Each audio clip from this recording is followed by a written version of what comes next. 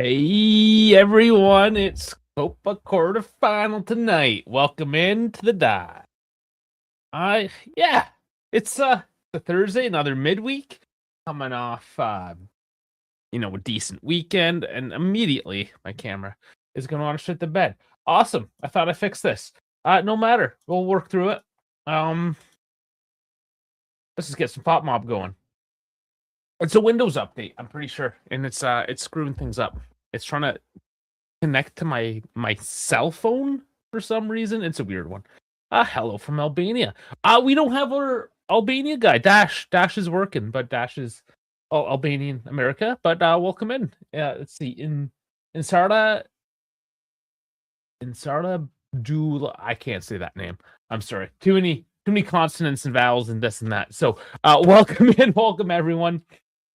Yeah, so before we get underway here, I don't know if I'm gonna get my camera working at all, which kind of sucks, not gonna lie. But we'll work with it. We'll work with it. So like, subscribe. We are currently on YouTube, Twitch, X, and Kick. Live on Assist isn't doing the scoreboard today. It's not. I don't know. It's Coppa Italia. I guess Assist doesn't care about it. So screw it. We're gonna do it the old-fashioned way and just keep it going. Dan's here as well. How's it going, Dan? Get your comments up on stage. There you go. Winter Olympics opening ceremony on Friday. Yes. Well, tomorrow. I guess that's tomorrow, isn't it? And the Super Bowl, of course, on Sunday as well. So there's a bit happening. We got our game on Sunday. The 2:45 match. So there's a few days of sports, I guess. There's quite a bit happening. So yeah, I guess we're gonna have fun with it. Why not? Costello here is as well. Welcome. Oh yeah, of course. If you're gonna watch them on TV, I understand. Of course, coming at halftime. Stay for the pregame, the postgame, the halftime show, what have you. You're confused about the lineup. Okay, yeah, let's talk about it. It's different. It certainly is different in a few key areas. Oh, I didn't know that, Dan. Thanks for the heads up. Cadillac F1 team will be unveiling their car during halftime of the Super Bowl. Is that before or after Bad Bunny? I'm trying to avoid the Bad Bunny part as much as possible. You know what I'm saying? Anyways. So Purdy's in net. Okay, couple match. I get it. Throw him in. No big deal. He hasn't had too many opportunities this season. Just a couple. Kelly as a left back. And you got the Gatti-Bremer partnership. So I guess Gatti's ready for the 90 minutes. He didn't look great on the weekend when he did come on. So there's our first WTF moment, right? What's going on there? Kalulu right back, sure, that makes sense. Thuram, Locatelli in the midfield, absolutely makes sense. This is where it gets funny again because you have Cambiaso as a left winger. He hasn't defended very well. Sure, he's played as a left winger in the past.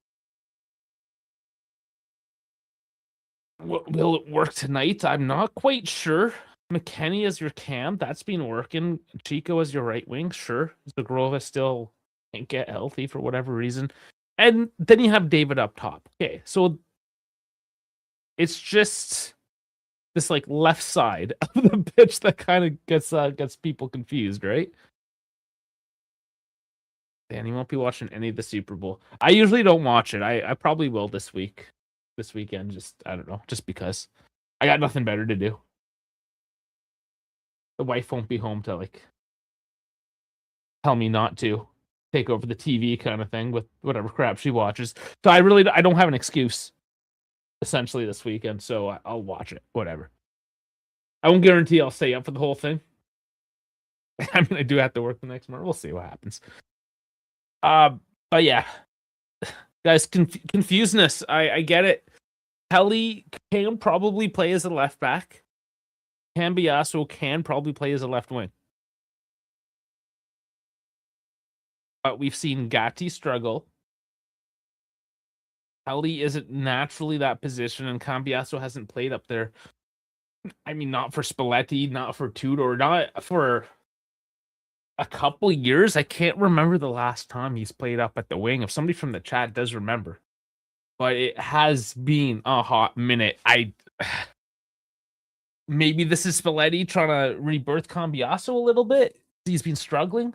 Throw him in a different role, see what happens. He did that with Coop and it worked out. I don't know. But let's take a look at Atalanta's lineup as well, because I mean they're not having the hottest season this year under Palladino. You know, kind of. I guess it's showing his inexperience. They're not the worst. They're not great, but regardless, they're 9 points off us at the moment. 3 games. Karnaseki in nets. Got a back 30 of Hanor, City, and Scalvini.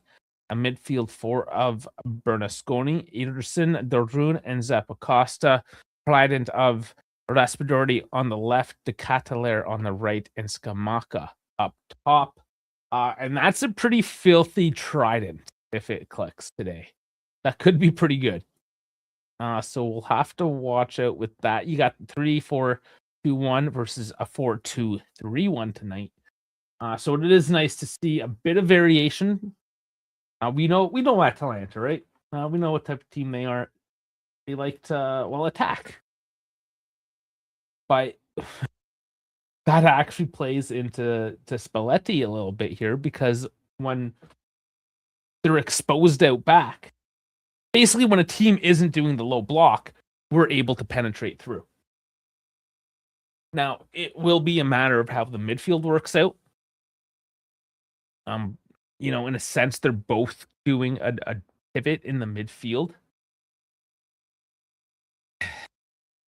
Yeah, we'll have to see. Honestly, I think that's where really that offense is going to break through. It's the classic: who wins the midfield is kind of going to win the game, you know.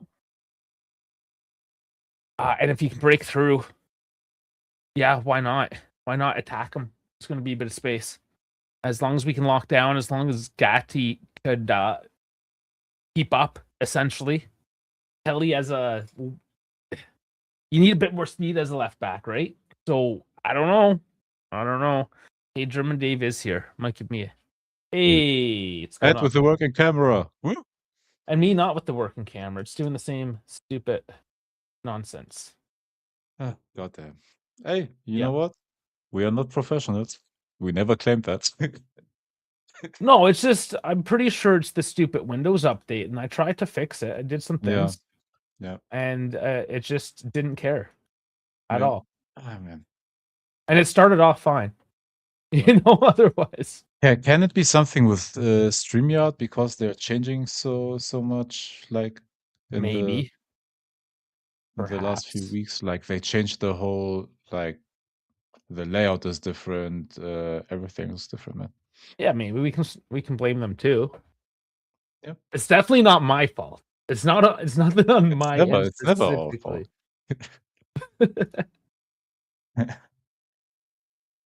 Oh, we lost him properly. All right. Oh, I'm there. It's Welcome back. It's annoying. I don't know what to say. It sucks. Okay, Dan saying, well, I'm not gonna. Guten Abend. Guten Abend? Okay. Guten Abend. It means good evening. No. Costello saying our midfield is better in his opinion. Probably. Yeah, I think. Okay.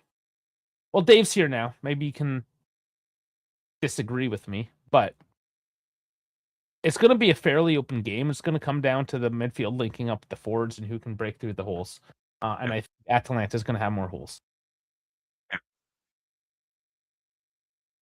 But we also have Gatti starting in the center back with Kelly as a left back and Cambiasso as a left winger. That's so weird. So what the... Hey, but maybe Cambiasso without even needing to think about defense. I don't know. Maybe it helps him, but I don't know, man. Maybe. But every other position is technically the best, right? Every other, yes, of course. That no questions anywhere else. Just down this left side. It's a little funny. Oh, they're calling it the New Balance Arena now? Yeah. Oh, I didn't know they changed it. It was always the Gewiss. Gewiss? Yes, it was. And I then we're guess that gonna was for pay this them a season. shit ton of money. Oh yeah, because nobody knows what the fuck Gewiss is, but everyone knows who New Yeah. Balance is.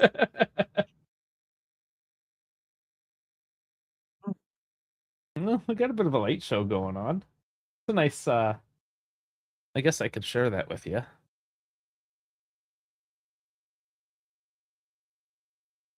Oh, hello to Albania. I'm just going through the Oh, he's probably chat left messages. already, the bastard. But still, hello. Winter Olympics opening ceremony. Yeah, I don't like the opening ceremonies. They're They're too boring these cheesy. days. Yeah, like No, they're very cheesy and boring these days. it's Yeah, just like watching the halftime I'm show. Like yeah. it's the same as watching Bad Bunny. It's embarrassing and nobody wants to see it. Let's see. I honestly, in my opinion, Bad Bunny would be better than I don't know, The Weekend or whatever. Oh man. Okay, I was trying to use. I'm okay. I was trying to use a different browser and it's not working for us to sync up. Yeah. So And somehow for me, Chrome is working again. Do you remember when I had issues with Chrome on StreamYard and I switched to Firefox? dude, And with software in general these days is just yeah, fucked. yeah, Nothing's good. yeah. But now StreamYard works perfectly on Chrome on my side, so I don't have a need for Firefox at all. I literally just downloaded it because StreamYard was working on. Yeah, I don't have Firefox anymore either. But I mean, maybe I need to get it back. Maybe that'll fix my issues. Okay. Yeah, if I just stop the camera, at least I get this thing. All right. Less bad. Yeah.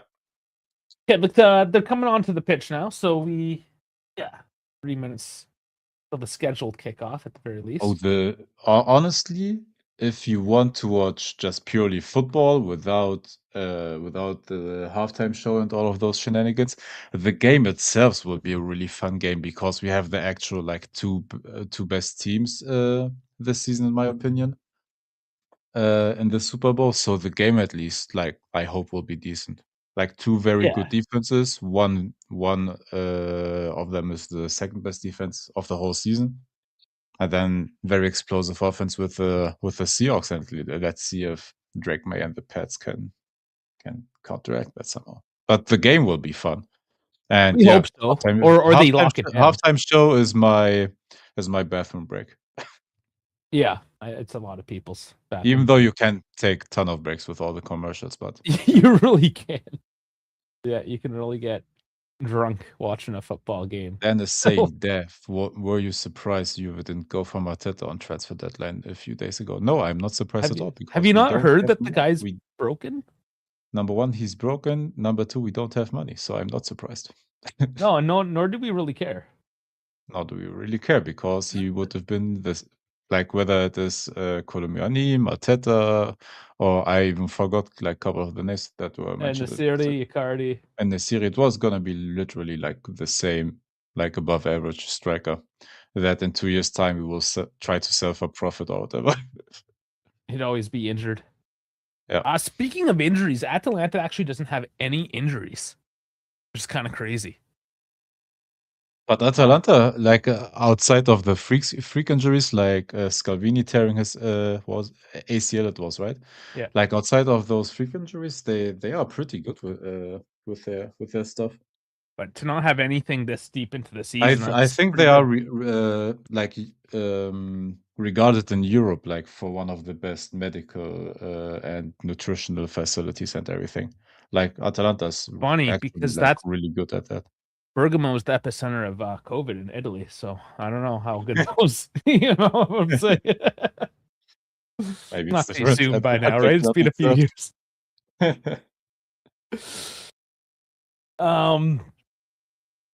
We should note Boga is in the lineup. I love the reporting. I had to correct somebody's reporting. It was one of the newspapers. They said he hadn't been playing for 2 months due to injury. And this is one of the newspapers. I'm like, Yeah, you kidding me? it's got them misrepresenting the whole thing. Like you're the fucking newspaper. It took me 2 seconds to find out. You Yeah. know, and this is literally your job. You get paid to do this, and you fuck it up. It's embarrassing. I probably say they're too under pressure because they're covering the Olympics or something. Sky Italia said a few days ago you were interested in Mateta. Bro, it's not a few days ago. You're a month late, Habibi. Well, it's like a week ago. Yeah. No, he is a good striker. I'm not saying he's bad or whatever, but I honestly I couldn't care less because we have David right now, and whoever we will get that in the summer. We don't need to overpay right now in the winter. So and that would have been, honestly, in my opinion, same sidewards move. Maybe the only thing you can argue, Icardi would have been a character at least. So Character for that, sure. that All that's right. that. There's the whistle.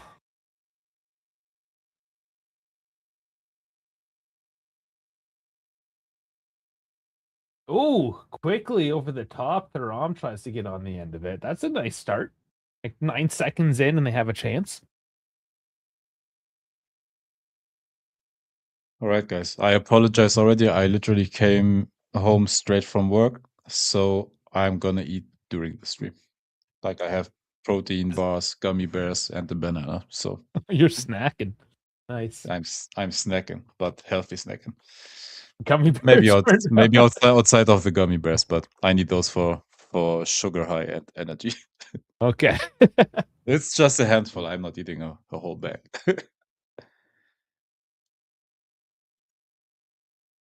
Yeah. Oh, Otherwise, nice. how are you guys doing, man? Oh, nice. Ah, a little heavy, but there is space early. UV jumping on it. If we get through this match is likely harder than what the semifinal matchup's going to be. Yeah. And then the All right. final is going to be tough any way you look at it. Yes, sir. Napoli, Dennis saying Como German still. Ave. Could you see Klopp being interested in Real Madrid job for next season? I think it's literally the only club level coaching job that he would consider because it's maybe the only one that is bigger than the former Liverpool job he had. But I think honestly he won't take it because the timing ain't that good. Because I think Nagelsmann will stop coaching Germany. Look, that Oh, was actually I, Cambiaso on a left wing, crossing that in, making yeah, something happen with it. yeah, yeah. I Yeah. guess he And always no, occupies that space anyways with Yildiz. Hey? exactly. That's what I'm saying. So maybe him without defensive, without a defensive job, without needing to care too much about that, maybe it will help him being effective offensively. And And yeah, he just tells going back to the club thing, I don't see him taking the Real Madrid job because I think timing wise it doesn't fit with the Germany job possibly being open because I think Nagelsmann will take a club coaching job somewhere after the World Cup, and that and he won't coach Germany anymore. So I think Klopp will actually be the next German national team coach. That would be my bet right now. Of course, it could change. I have no intel on that, but yeah. I'm surprised he hasn't started a vineyard or something yet. He's semi-retired at this point. Dude, he's not chilled enough for a vineyard. Or like a bearing factory or something in the Ruhr Yeah, Valley. Like that's yeah. more up his Like style. he is a family guy, but I think he is too what is it? Too hectic to start something chill.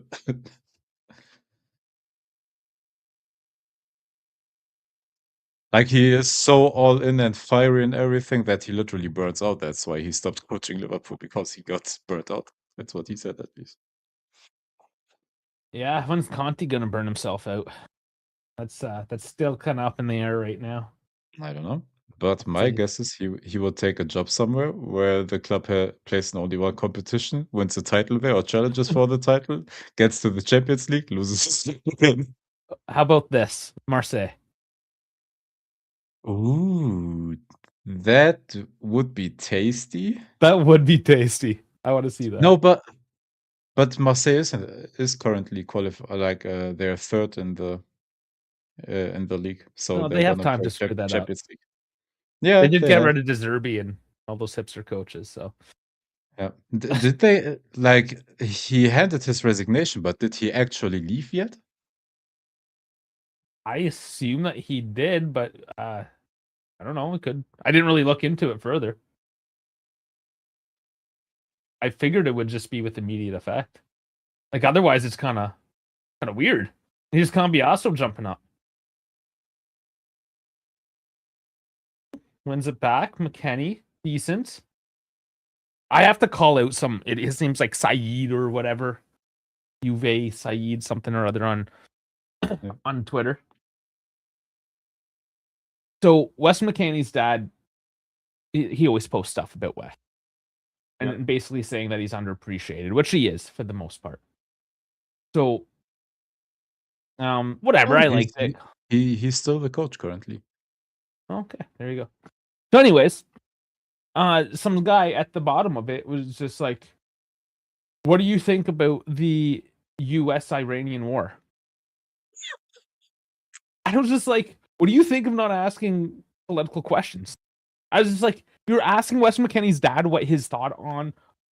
First of all, there is no war, so maybe watch how you phrase that. And secondly, like, why the fuck do you Bro, think leave that's people okay? alone, man. Like, what goes through your head? You're either extremely young and inexperienced or extremely fucking stupid. Have like no couth, no awareness of how the world actually like. Yep. Dude, operates. if I'm a high-ranked politician that has the power to change anything in the Middle East, then please ask me. But what Wes goddamn am McKennie's I dad. what goddamn am I supposed to do with that? Oh my god. You just gotta shake your head sometimes. And you know what his response was like, since when was asking about war political? I'm like, since fucking always, dude. Like, when has it not Bro, been? ask the politician. You're man. Holy fuck. It's like this Yeah. shit you run into. Oh, I understand the issues, right? Yeah, like you need to talk about issues, but goddamn, like Time and a place. go time and place, and please direct it to the right person. Yes. Time, place, people. Do you Obviously. remember when the Greenwood thing happened freshly, and all of a sudden they were asking players and coaches and everywhere on press conferences, what do you think about that? Yeah, bro, what am I supposed to say? Yeah, they're just looking for juice, but it's very disrespectful. Oh, it is. Like, just know what your lane is. Know what you're trying to do. Everything. They're even these legitimate news sources. They're all trying to be tabloidal. Just give me the fucking facts and fuck off. Well, Primo, you've come to the right place. I Dal's asking. I don't know, man. I can't figure out the camera situation on the background.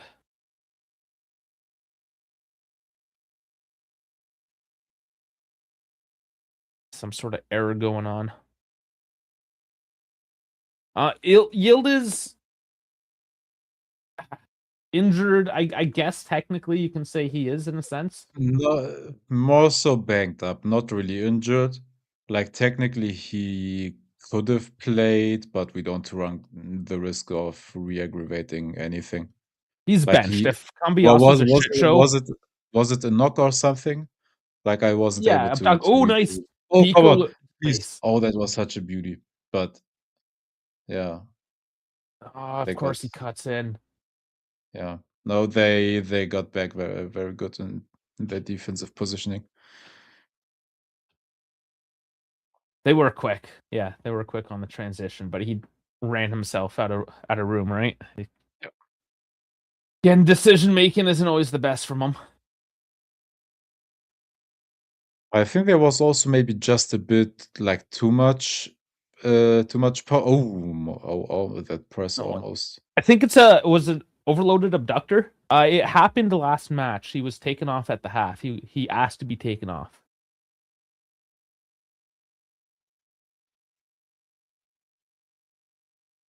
So like he could play and work through the pain. But that's why Cambiaso's up top right now. I would have, I don't know. I'm not there. I don't know how fit Boga is, but I almost thought that maybe Boga would go in or home, right? Like Kalulu maybe could have played a Yeah. left back, but like Cambiaso back to something. There could have been something maybe with the new guys, but I'm not there to see what kind of form they're in. If they even know the system, Yep. like it's been 2 days, Yeah. But maybe if things go all right and then it's deep into the game, or up a couple goals, but maybe you get to see them. It gives us more options. Depth, more depth there. I mean, Yeah, there's some decent looks. at least now we have the depth, right? That it depends on the outcome of the game around the 60th minute or so. Like if we happen to lead, you maybe throw in the Boga, right? Like if you're in somewhat of an comfortable situation, because I don't think that you throw him immediately in his first week at the club and into a game like this. Ideally, like you want to get them in slowly and integrate them into the team. Or I Yeah, but don't it know, is also maybe Copa. if Yildiz is actually not ready to play, you could technically use Boga. I correct my answer. Like obviously he's borderline. He's so Yeah, young that he can recover and he can work through things, right? yeah, This is more about keeping him good for the long term.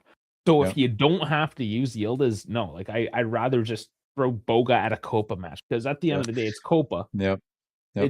It should. That's the type of game this is supposed to be. But it's Yeah, obviously evolved. but it depends on the opponent, or it depends on who we would have played this game against. If it was, I don't know, Cagliari, ironically, um, that would be a game I would try him out, for example. But I don't know, like we still have Openda on the bench. We have Ajic Mhm. on the bench, who somehow got subbed in on the left, and Miretti literally played on both flanks whenever someone was injured. So Yeah, and Miretti could do that. Moretti, I thought was that was Jesus, David, or that was Kalulu up there. I just thought it was David because he was so far in advance. Like Kalulu, just get back. What are you doing? He's finally back. Damn. He got the taste of GA, you know. Yeah, he wants more.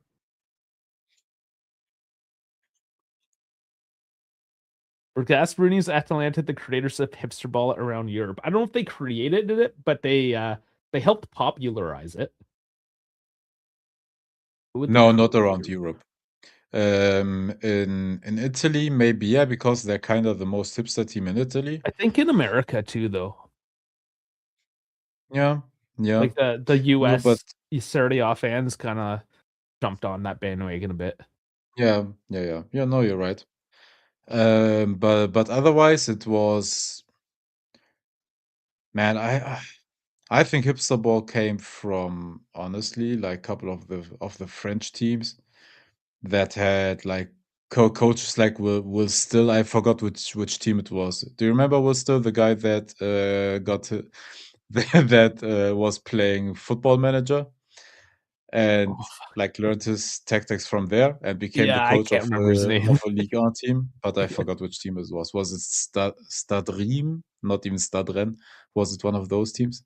Maybe Like I I can't forgot where fucking he was remember. coach, but that's where hipster ball properly started, and Brighton and like the teams that play it very quickly, short and quick passing, high pressing, earning the ball back, giving like not giving a shit like for defense or not caring I would for even, defense at all.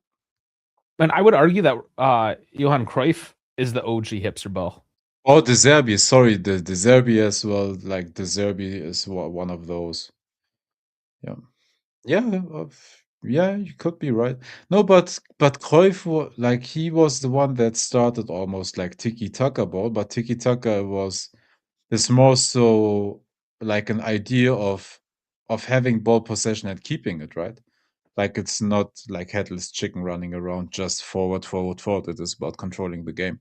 But compared to what it was at the time, Oh right? yeah, yeah, yeah. Like, Compared to back then, yeah, or that was like the first phase of hipster yeah, ball. Like yeah, these things go through yeah, generations, like their own generations. yeah, So, like in terms of the mid 2000s, early 2020s sort of generation, yeah, yeah, like again, they helped a little bit. I wouldn't say they're the main.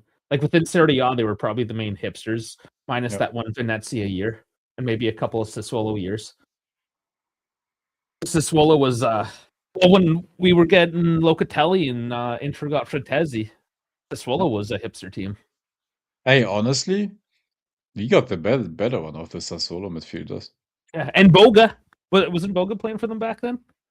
Oh, that's a tasty question. Hold up. Yeah, let's see. If not, it was like right Season? after. Yeah, he played from 2018 to Oh, 2022 at Sassuolo. bad header by David. Oh, you're right. He Um, was there, and then he had 2 seasons at Atalanta, so he was effectively, yeah, 4 years at hipster clubs. yeah, that's he. There you go. Oh, are we a hipster club then? Oh,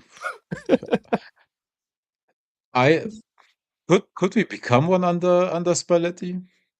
Maybe. Because Roberto some people Canal. care more about us now that we are in good form. You could always tell by the subscription numbers on the channel how well the team's doing. Oh, can we? We've yeah, I mean it's doing all right now. Got Yeah, a yeah, few. yeah, yeah. Which reminds me, like and subscribe. Yeah. No, but he was 2018 to 2022 at Sassuolo, and then, oh, why is there 21 and like FODMAP hold up, I have to look it up in Transfer Market because they wrote that he was at Sassuolo 21 to 22 and Atalanta as well 21 to 22. So he must have been on loan or January. something. Yeah, maybe it's a Oh, January move. you're right. Maybe January transfer. But why don't they mention something like that? Transfer market's where you got to go. Yeah, If I'm transfer January. market's really good at one thing, and that is the transfers. The histories, yeah. They have the actual stuff we're interested in. It's what's in the name, at least, you know. He came from Chelsea's under 23 to Sassuolo at July 2018. And he left Sassuolo in winter 2022 to Atalanta on loan, and then he returned to Sassuolo.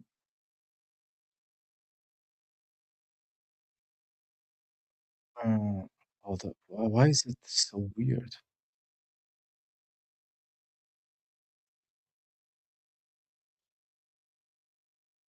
Oh, I got it now. Transfer Market always says when a player returned from a loan and then the club bought them later, they write loan ending and then they bought them. Sorry. All right. I think I have it figured out.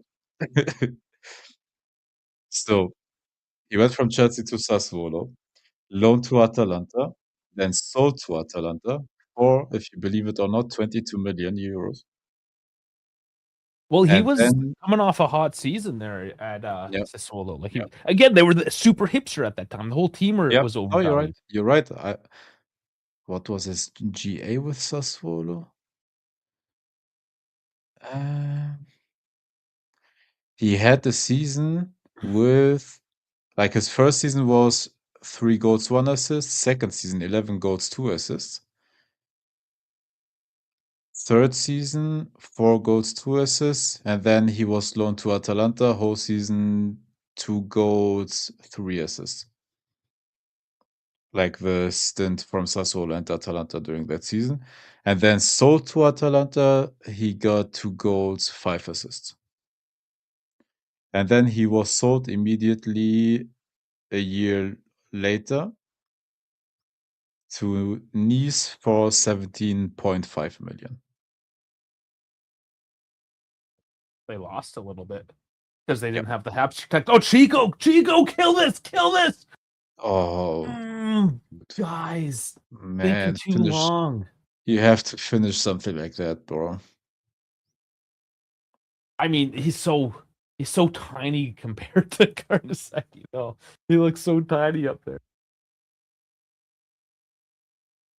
I don't think Lorientier was at Sassuolo back then, right? I Not back think then. he He came ca after. no, he came Oh, off the after. crossbar, Chico Oh, again, we are good, banging it, bro. We just have to finish, man. dude.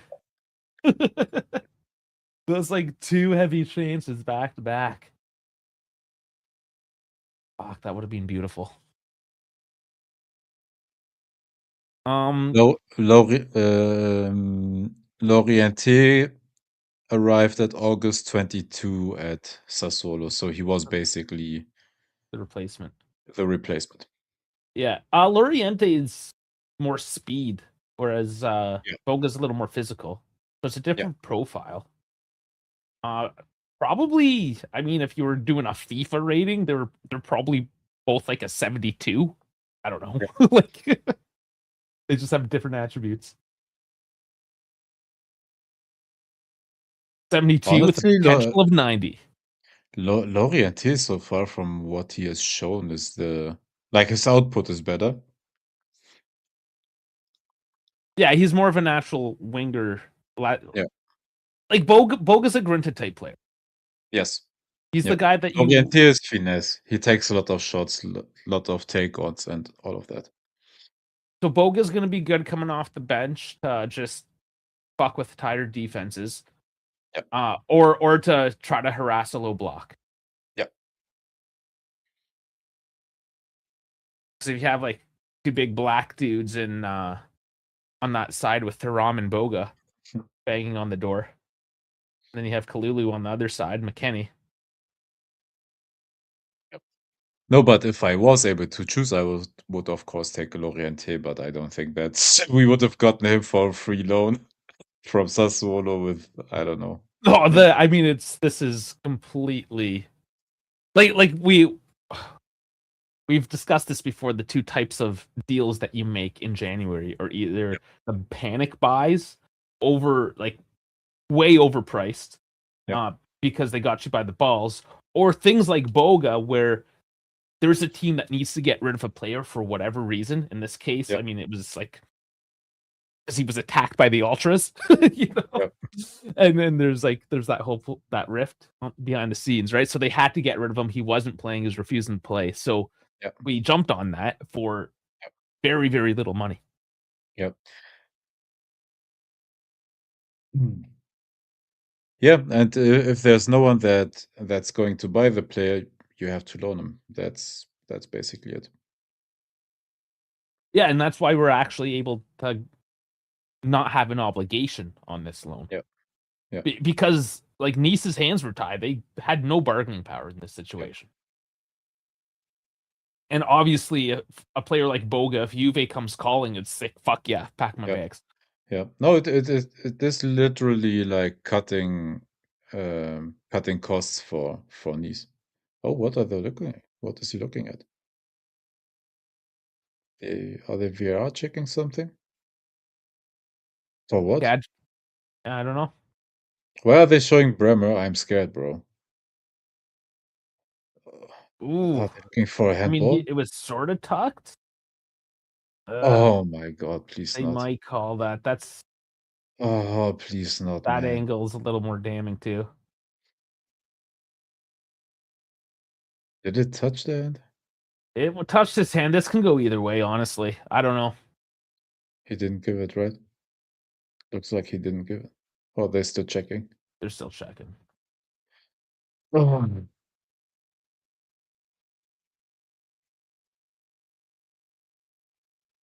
I think I'm leaning more that he is gonna call it. Because it was natural, it was high. Or unnatural and high. Like, it's not clear cut. He was tucking it in. Yeah, it's gonna look. Like, he was tucking the arm in, but it Yeah. was still high and out, Yeah, so it was high up. I I don't think hate you're these getting away rules, with it. bro. But it is what it is. The only saving grace is he didn't. Did he initially call it? Or he waited for the stoppage in the play? I can't remember now. Oh, he didn't call it. The game went on Yeah, the for game. 90 Okay. seconds. So there has to be enough to overturn the initial Yeah, call. but that is enough evidence. Yeah. Well, I mean, I don't know. I don't know his because you know how these guys are. It's like, no, that was my call. I don't know. I don't want to speak. I'm gonna say it's a handball, but we'll Yeah, see. I think it is too. Yeah, clean your nose, bro. Yeah, and this is how quickly a game can change, right? We were the better team. We had the better chances. We didn't score any of them.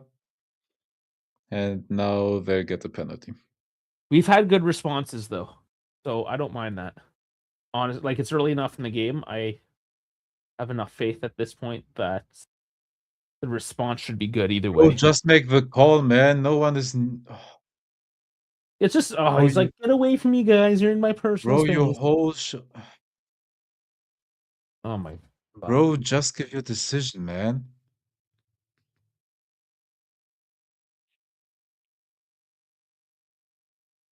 Yeah, it's a handball.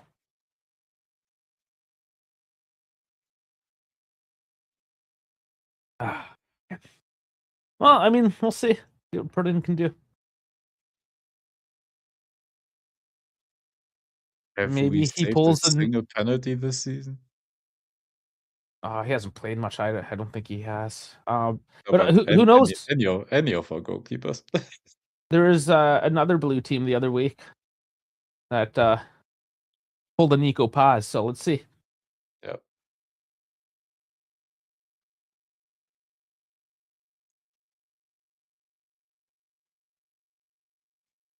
Come on, please. It's Gamaka. Come on.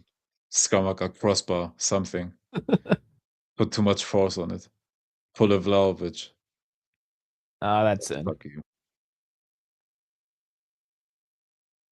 Ah, yeah. Well, that dampened my mood. Well, sure. I mean, that'll happen. But let's look at the response. Like they know Yep. they are the better team.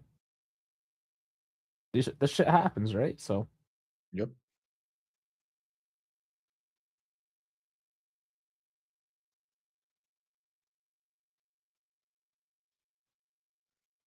yeah, I mean, it wasn't even the greatest penalty. Just got Perrine going the wrong way. It wasn't even tucked or anything.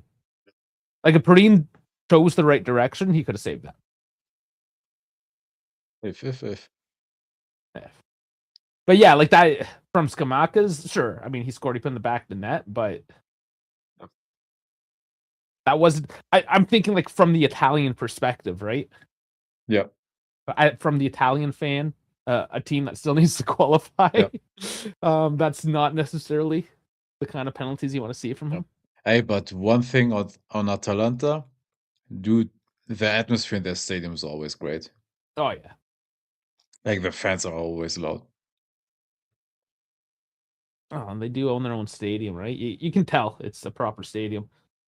Ambiaso crosses in and it goes. Oh, Ambiaso doing the cross and enchilada roll, it actually isn't too bad up there. yeah.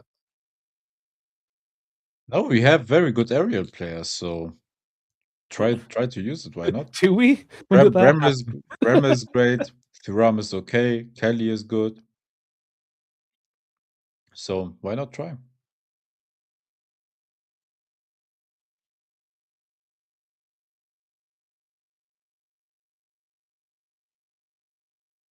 Henderson's down. That's no surprise. I'm surprised that Ederson is still there.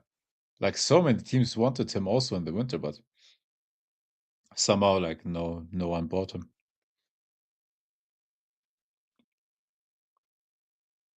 The commentator doesn't think it's a penalty Yeah, I mean, like, I don't because think it the was a penalty short was cross. Yeah, it was right there. it was short. I don't think the hand motion was too unnatural. Like he tried actively to pull the hand away, but Yeah, yeah, watching it in real time, it looks like less of a penalty. yeah. No, but the handball rules are what they are, and according to those rules, he increased his surface area, and yeah.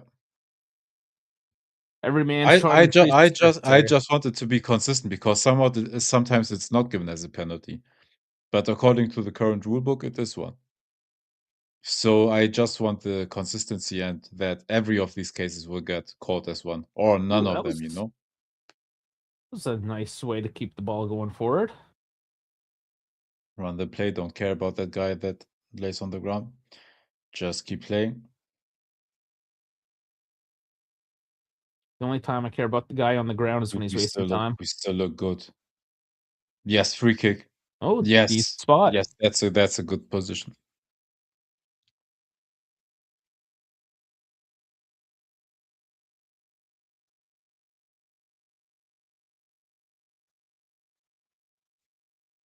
Yep, no, it affected the direction. Yeah.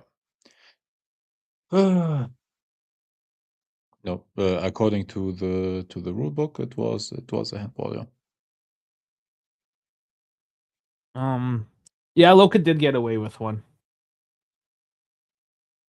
We're not upset. Like that's the thing. We're not upset about the call. We're not making Oh, so excuses. We're just sometimes it's going away, sometimes it's not, so it is what it is. But yeah, this we're one, just trying to break it this down. one is not even controversial. So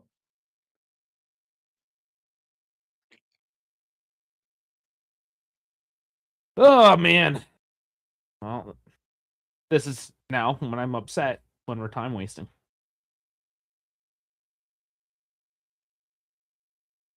Hadnor. Yeah, you can pull him the fuck off the pitch and get the game going. There you. Oh well, he can walk off the pitch, so he is okay. Fucking putts. it didn't break anything.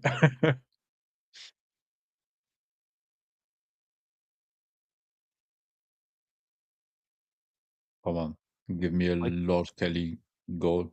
Come on. they should just immediately get the stretcher out and haul him off. Fuck him. Okay, Cambios is gonna take it. Oops, it in. Doesn't really Oh, drop nice at why? all.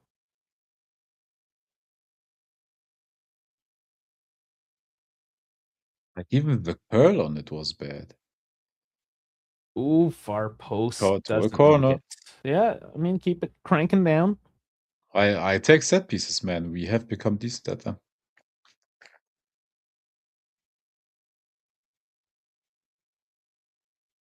Bro, we get it. You don't need to show the replay for the penalty anymore. We get it.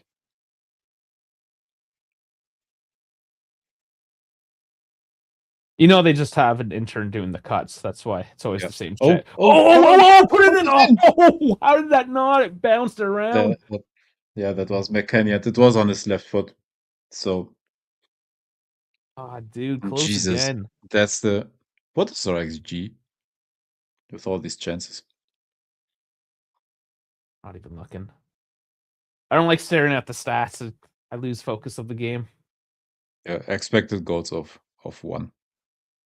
Yeah, makes about sense.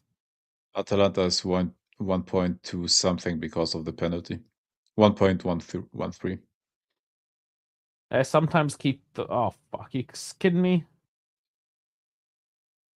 Yeah, Cambias is like, come on. Stop Casa. Like, look at this old man. He's just falling over. Too decrepit. Can't even keep up on his own feet. I mean, there's a slight tug, but it was fucking slight. He just whiffs it on his left. And then it bounced off, I believe. Yeah, Gatti. Of course, Gatti. I mean, it's either a superstar goal or Yep. he sits there looking dumb. So it was the latter in that case. This is a decent Free kick now for Atalanta. And that was not a good kick. Well, that was even worse than the Cambiaso one earlier.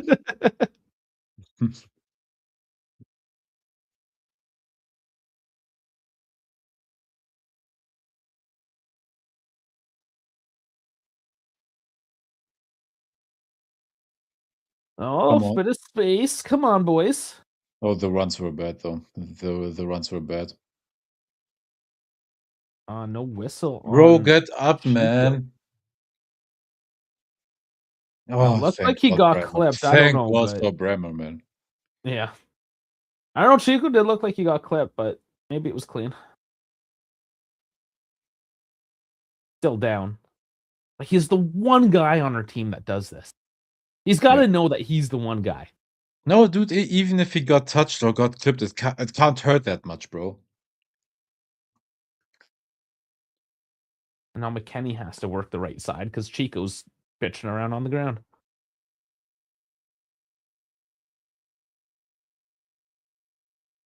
We should ask Chico's dad what he thinks about the fucking war.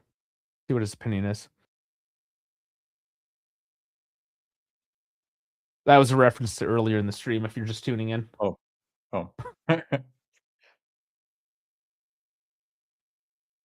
Dude, you barely got touched.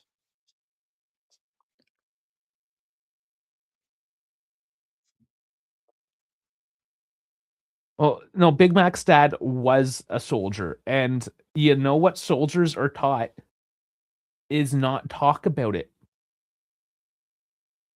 Like if a reporter comes up in their face, have you ever noticed? Like if you just go up to some like random private, like on the news, do they ever have any opinion on anything? They don't talk about it. They're trained not to talk about it. It's literally part of their fucking basic training. So no, don't fucking ask him because he's not going to tell you. Don't be dumb. I mean, that's besides the point because he's a soldier. Like, or was. Who gives a fuck if he was? That was how many, like 20, 30, like it's been a while. Anyways, he's retired. He's given that up. He doesn't have any fucking know anything about it. Just an opinion. And what does his opinion matter at the end of the day? It's like, what do any of our opinions matter on anything?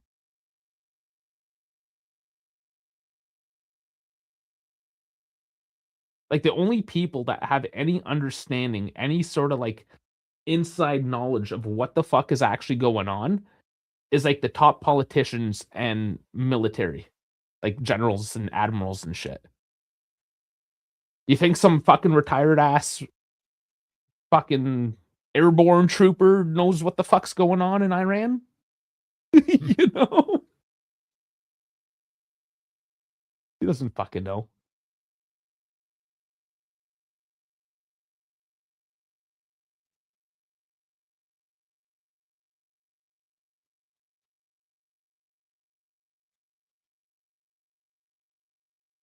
And yes, Fortunate Son is an absolute classic. I fucking love that song. And it is an anti-war song from the Vietnam era.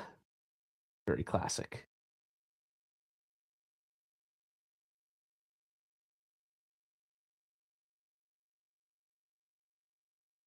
Yeah, CCR. Those are Canadian boys too.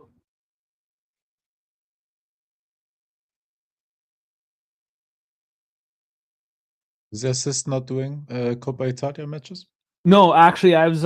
If you saw me typing there a few minutes ago, I was talking to No, the guy from Assist. that's yeah. No, because I did look at the scoreboard and now I see. Oh, it's the old one. Yeah, he didn't have the Copa, but he said Ah, okay. he'll get the rights for it. Yeah. Yeah, Primo knows what's up. He's an old ass piece of shit like me, so you know those classics. That'd be this. I'm pretty sure that's from the 70s, definitely before I'm born, anyways. But it's such a good band. I'm sorry, I'm not familiar. You might recognize a couple of them. CCR? It's classic rock, yeah. like down by the river, probably. Sweden's Clearwater Revival. Yeah. If you don't recognize any of their stuff, I would be surprised. Because it's classic, even though it's a Canadian band, it's that classic American rock and roll. Oh, nice. Can't get away with it. Or not, at least. The Last Waltz. Where's that on? Is it streaming on anything? Yeah, Unfortunate Son, of course, the one we're talking about. You would recognize that from like war movies and shit.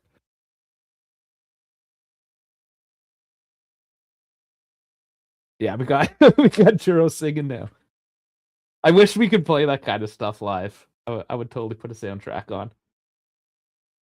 Curl it in. Doesn't get through. Born on the Bayou, fuck yeah. Fortune Son. Yeah, Cripple Creek. That one's maybe my favorite. I don't know. It's got like the best roll to it. They're all fucking. I love them all. Now I'm gonna. That's what I'm gonna do. I'm gonna listen to some CCR. You got the bug stuck in me.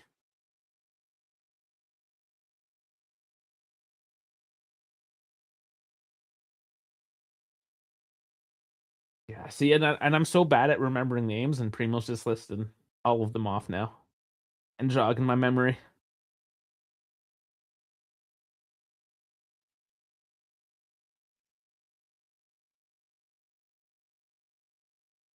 Okay, Last Waltz is on YouTube. Maybe I'll fall asleep to that tonight or something. I got a race tonight too. 7:30. So after I'm done this, I take a break, have some dinner, and I go to the Temple of Speed in my fake virtual life. Go to Monza.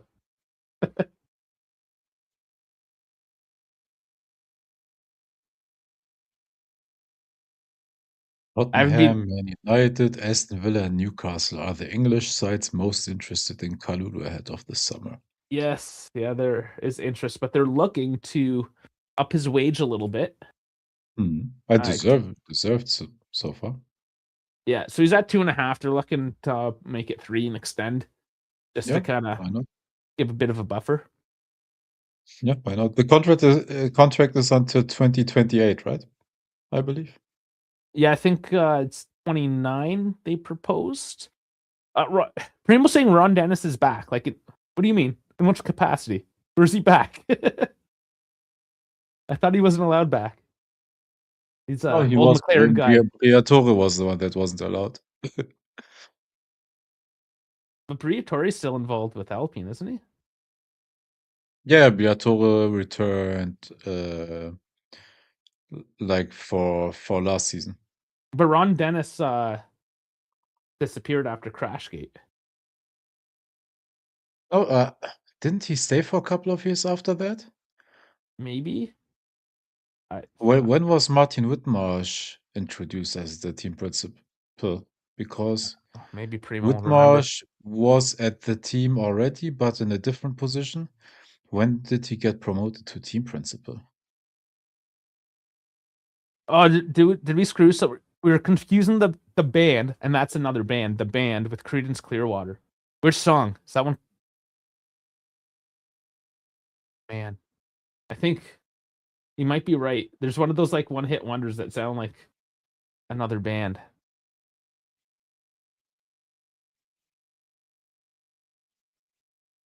I need to. I'm not looking it up though. There's 2 minutes left of the half. Oh. I'm not the one to be the music expert though. That's for sure.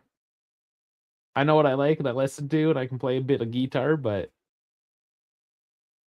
I'm dumb with saying who plays what.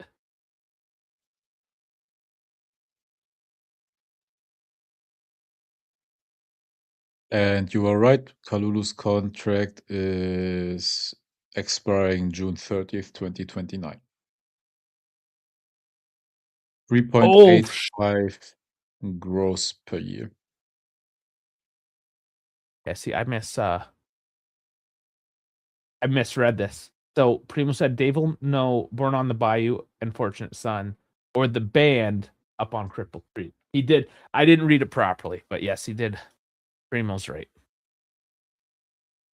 I'm wrong. I just know I like the songs. I couldn't remember who sang it. Oh shit. All right, a minute left here.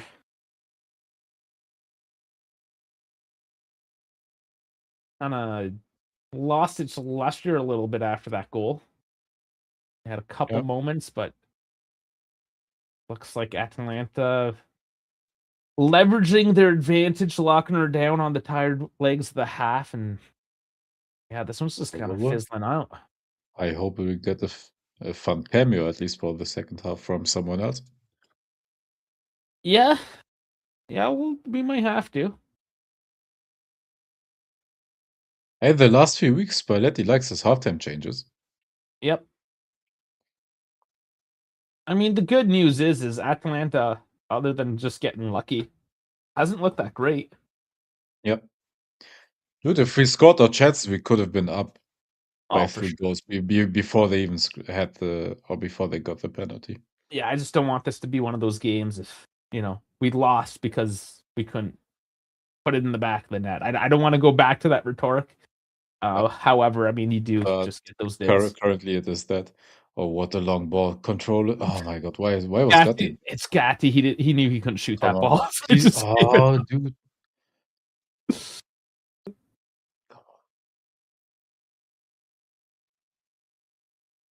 Oh, dude. Don't lose the ball. That's most Oh, important. tripped up. Oh, free kick. Free kick. That must be free kick. Yeah.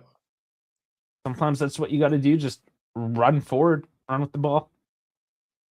Get lucky sometimes. So 2 minutes was added. First one's done.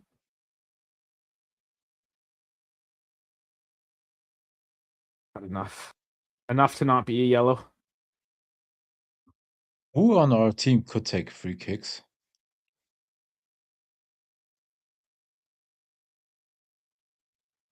I don't think any one of them is a good free kick taker. You're right. Cambiasso and The Sean Locatelli was are the one. two. Yeah, those are the two best Sean ones. was one.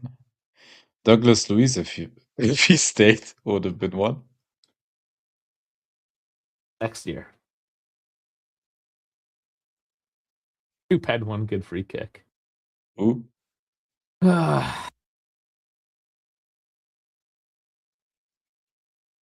Oh, at It least wasn't it wasn't horrible. He beat the wall. close to the goal. Yeah.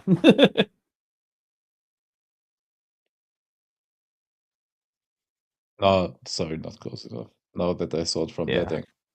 Not that great.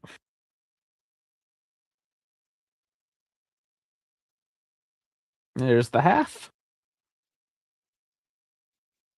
Well, not what we wanted.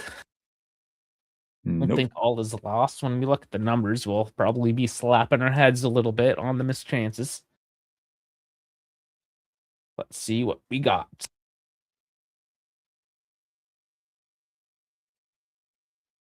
Yeah, the momentum. Other than the little burst here at the beginning. And yeah, their goal came out of nothing, just a bit of luck. So 48 to 52% possession. XG is 1.13 to 1.56. Yep. So I mean, it's not a huge split there. Shots 6 to 7, on target 2 to 1. Big chances 2 to 4. That's why it looks bad as 4, but only one of those have been on target.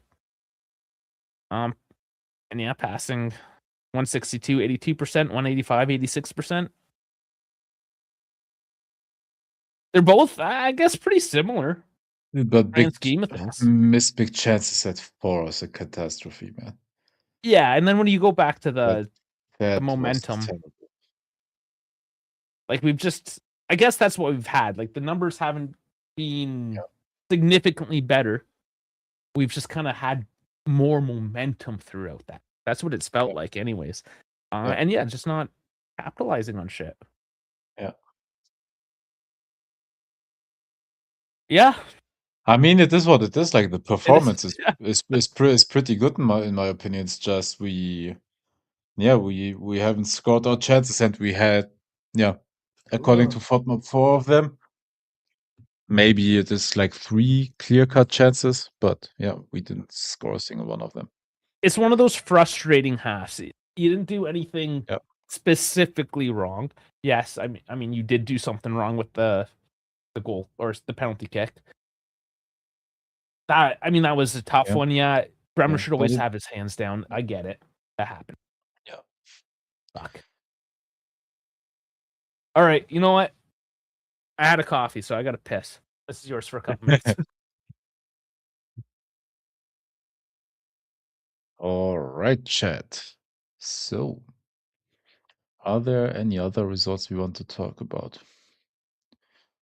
So, in the Copa del Rey quarter-final. Hey, look what scored for Atletico. They are up 3-0 on Real Betis. And yeah, Hansko. I'm sorry, bro. I don't know how to say your name right. If you're watching after the game, Hanko scored, Giuliano Simeone scored, and Lookman scored, and they are up 3-0. Expected goals of 1.7. So damn, gotta see the goals. So they are up 3-0. Yeah, we are, of course, down to Atalanta. Strasbourg is leading versus Monaco, or ahead against Monaco, 1-0. Otherwise, they are just friendly. So these are the 3 cup games today from the different leagues. Yes, stupid pen to concede, but the rules are pretty clear, unfortunately. It is. It is, unfortunately, yeah. That is what it is. I believe the German cup games for midweek are done as well. We had yesterday and the day before.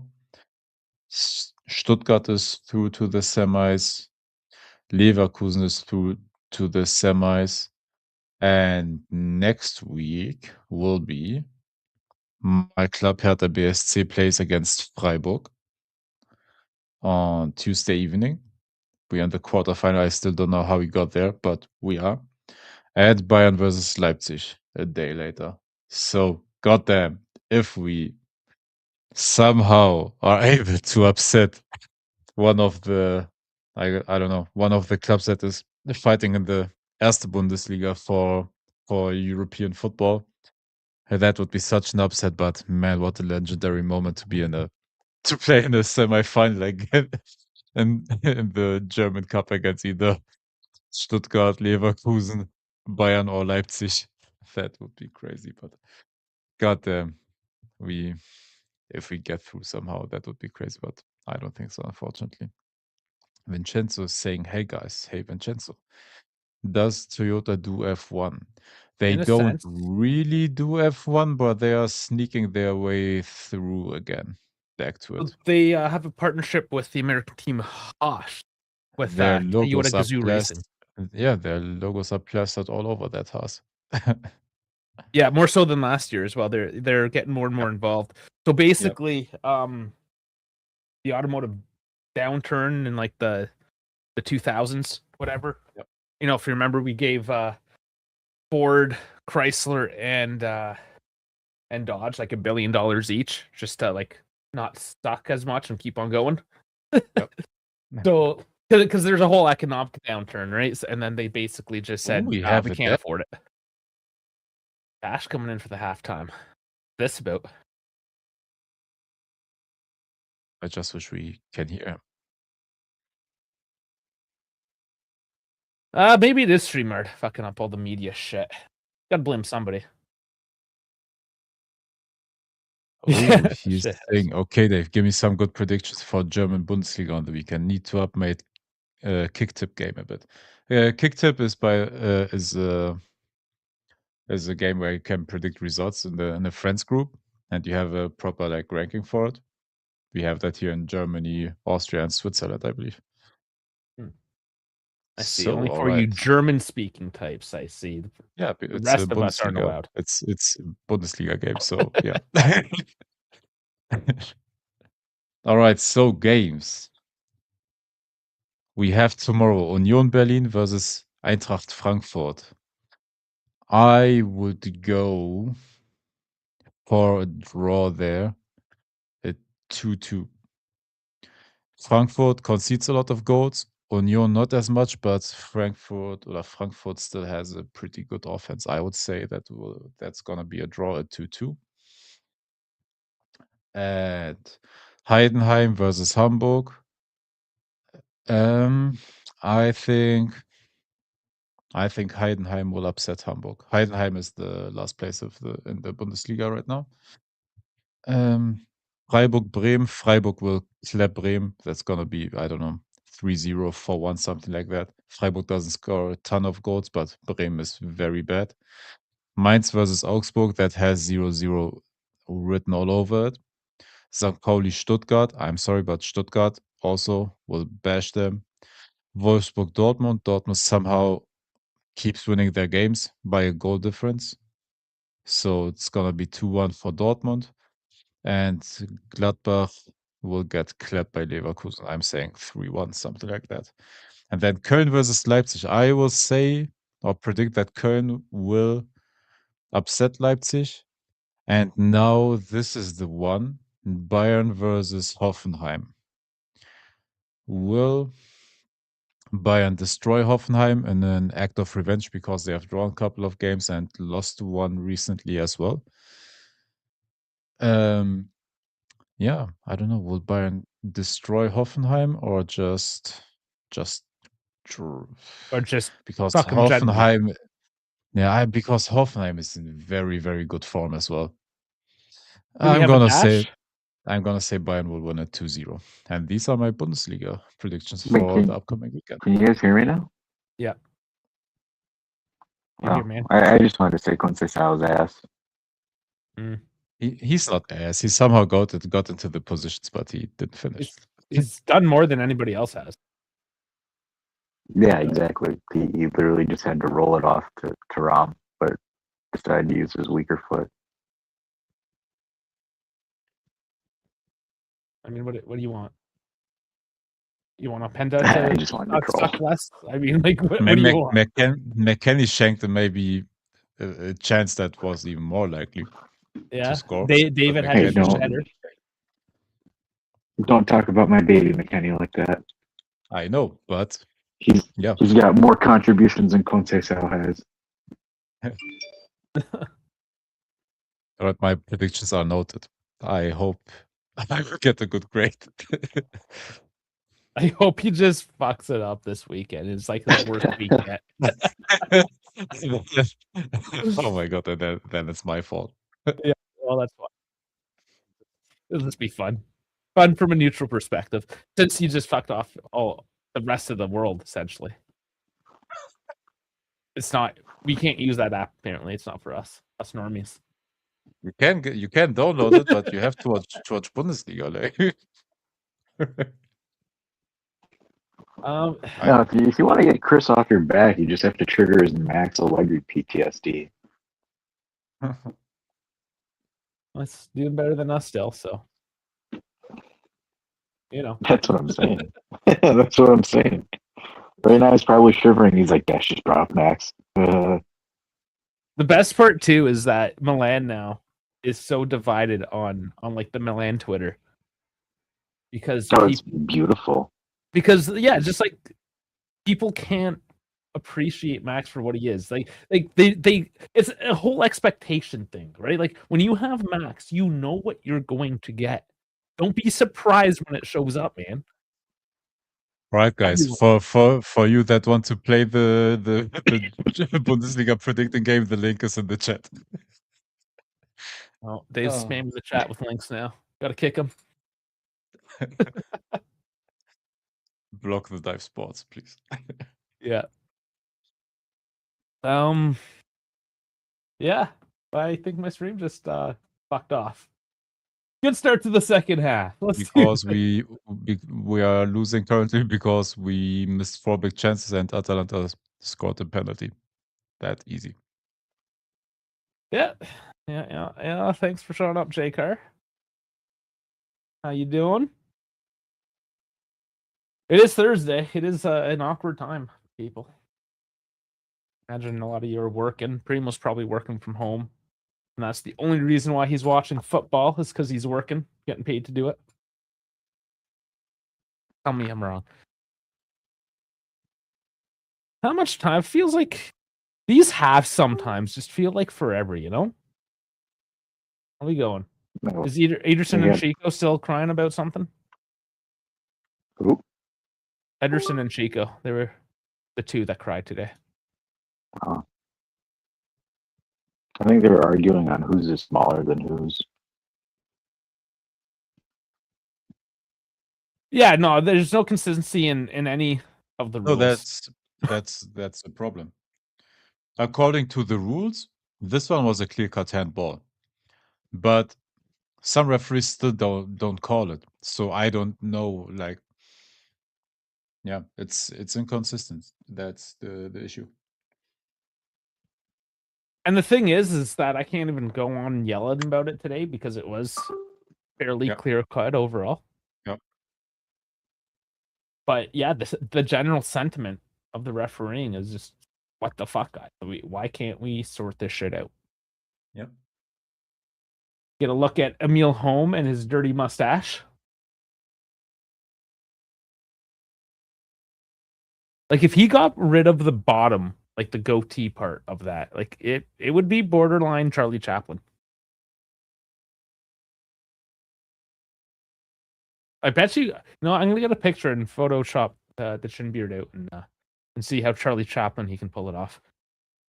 Primo is saying it should be only called if it changed the trajectory of the ball that was actually going somewhere. I agree with that, but then the issue is you give it into the heads of the referee that has to determine, was it going into a dangerous area? Is it actually going into the direction of the goal and everything? And then you have weird decisions of, I don't know, a back pass being given as a handball because you say, I don't know. Damn it, Primo, do you not get the reference? The Charlie Chaplin? It's the way to not get demonetized when referencing the other crazy Austrian dictator / German. What do you consider him? Coming from a German. Is he Austrian or German? Who? Not Charlie Chaplin. Not Charlie Chaplin. So Do the real one? Yeah. The real one with the weird mustache? Yeah. Austrian. He's Austrian. But okay. we adopted him.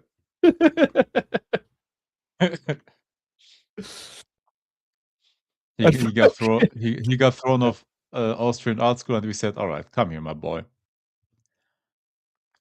All right, yeah, I mean, we consider him from a North American perspective. He just like defaults to German. But let's be true, guys in the chat. Like, we adopted him, but we made him ours. Like, nobody recognizes him as Austrian. That's the issue.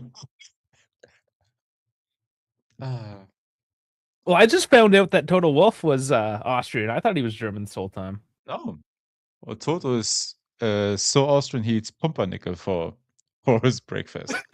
See, but I don't know those nuances. Yeah. I can't pick up on like the difference in like speech or whatever either. I'm sure there is a difference. I have no idea what it is. Yeah. He's trying to pawn him off on you guys. Fight yeah, well, we put it on ourselves, right? Nah, Elon tried to revive that a little bit too last year. Yeah, he's weird anyways.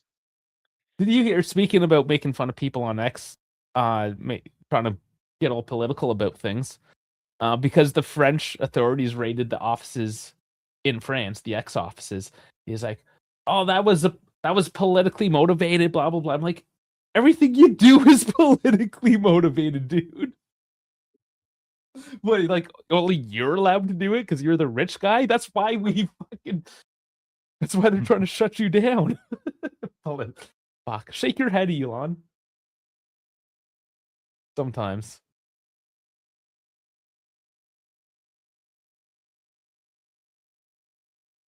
All right, we're getting some football back. We can stop talking about not politics and not Charlie Chaplin. Yep. Stalin or Stalin. When Germany Oh says Stalin. yeah, yeah, Yep. absolutely. I would say He's even not more Russian as so. well. Yep. I bet you most people don't even know what Georgia is. They think it's a state in America.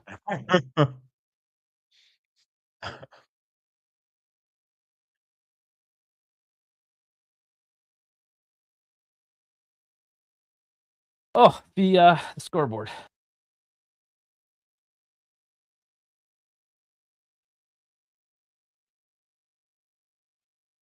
That up there and sync her all up.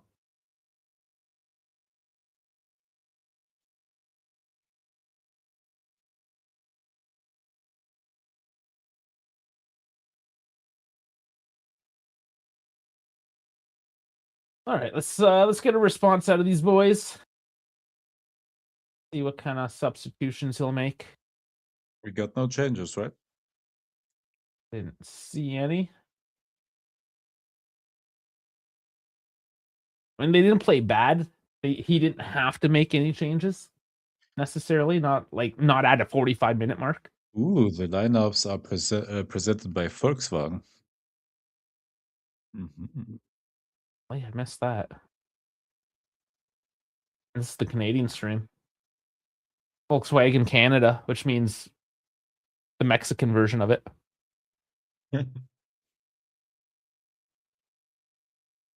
They did, though, when they first moved production to Mexico, to the North American market, like the first few years were not good.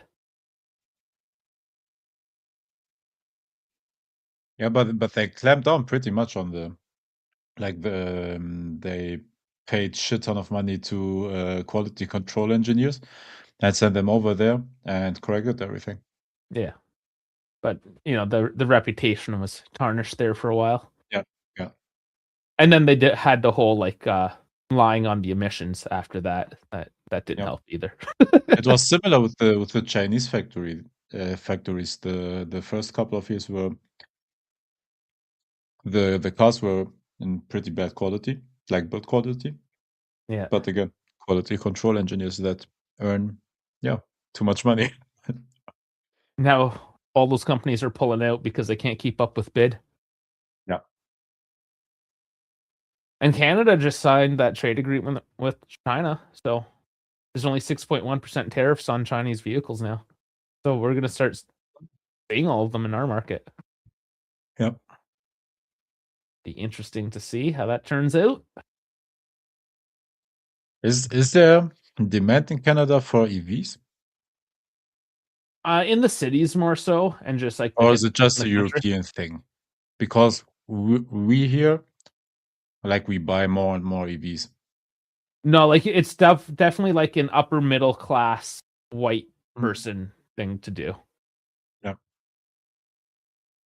And more so in the cities. But you do see it like where I live, like 17,000 people, whatever. You'll see a few of them. Yeah. But there's no charging stations or anything. It's kind of pathetic. Oh yeah. Really. I think there's a Boston Pizza somebody was saying that has a charger.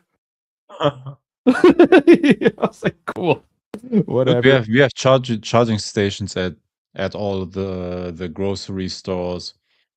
We have big parks to charge. We have every couple of corners some. It's pretty good here. Well, Canada's so spread out. So if I was to go to Toronto or any larger center, sure, yeah, you'll see it. Yeah. But Canada is so vast, outside, right? outside, yeah. And then it comes to the whole thing. Well, you can just install it in your home if you want. It's like, first of all, I'm already paying way too much for the car, and now I have to upgrade my 1985 electrical system. Yep. What, another $5,000 to spend another $5,000 on the wall and charger? paid too much on electricity. Yeah, it's just like, no, I'm not gonna do that. I'll just drive my fucking Honda Civic that I paid $20,000 for and gets good fuel efficiency. Oh, come on. Kept the ball at least. No, lost it again. Oh Sorry. no, they're still going. But no, we don't have the bids yet. They'll be coming. I don't know. But goddamn, the defender with the number 90 at Atalanta is quick, bro. That was crazy how fast he ran back to cover Ooh. Conceição. Step up there to Catalaire. Not happy with the call, but yeah, that yeah, Kelly did just go over.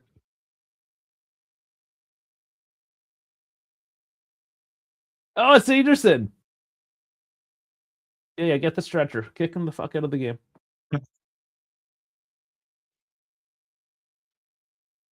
Bro, Ahano is just 17 years old, yeah. That's crazy. Oh, jeez. Yeah, I didn't recognize the name. Didn't think to look into it either, but yeah. Why not? That's what you do. It's a Coppa game. Rotate. How about rotating Ederson? Because He's playing like a bitch. yeah, I mean, how many times do I have to say he's a fucking bitch?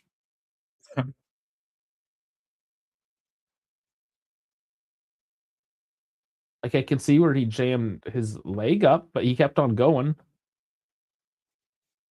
Like, if you can play the game, you can walk off the pitch. Yeah. I understand when you stop, it kind of hits you harder, but just get the fuck off the pitch. Oh, it's just so infuriating. All right, we need to sign a petition for Gotti to stop with long passes. He misplaces It everything, man. seems, yeah, it's kind of like frantic and rushed getting to that point. There's lots of time. They just need to simmer a little bit. Oh my god. Bremer misses this tackle. No, I think that was that Bremer? Oh. Yep. Yeah, it was Bremer.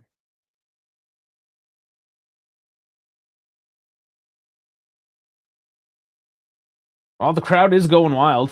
Atalanta does get the home field advantage here.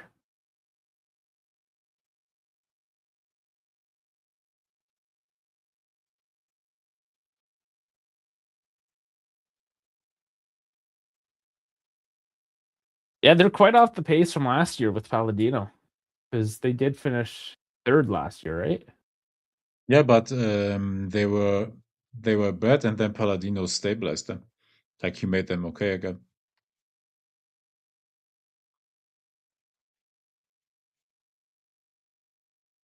I even forgot who was the coach at the start of the season. Was it? No, it wasn't Juric, right? Yeah, Primo, they're on the pulse. Oh, it was Juric. I was right. Yeah, Juric. I don't know why Atalanta, like the No, way it wasn't a fit at all. I didn't get that.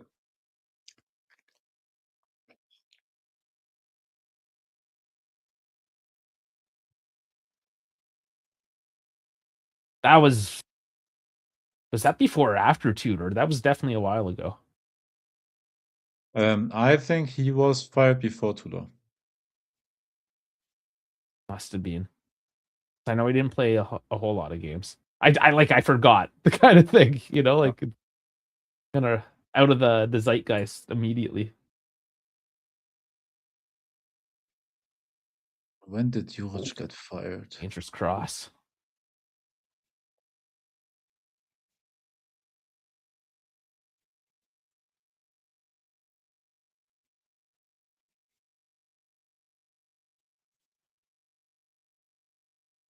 All right, let's start spamming these crosses in. Not like that, though. They are in pretty good form since December. Is this with Como doing well, Roma doing well enough? Yep. Obviously, us. But there's too many other teams doing well ahead of them currently.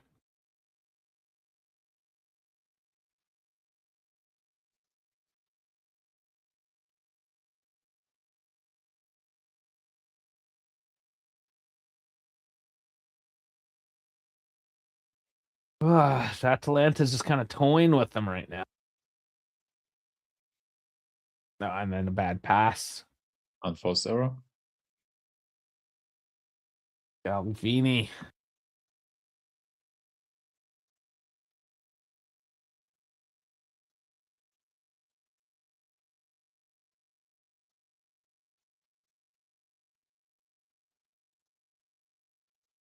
Yeah, the crowd's kind of drowning out everything. I think that's that home field advantage is kind of coming into effect here. Yep.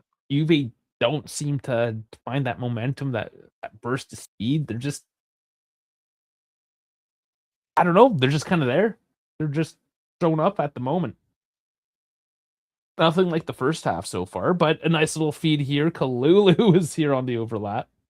Bro, he's everywhere. Oh, nice Come on, feed. please. Don't shoot that. I Oh. understand it's Kalulu and it's on his off foot. Fuck. Ah, Mm. that is frustrating.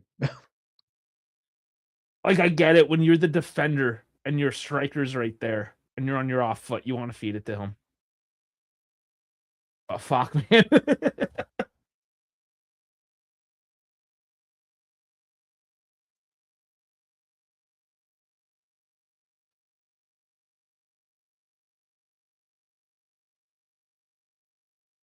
Galvini really looks like he's either 8 or 47 years old. Oh. Yeah, he looks weird. Well, he kind of has that hunched over posture, but he's baby faced.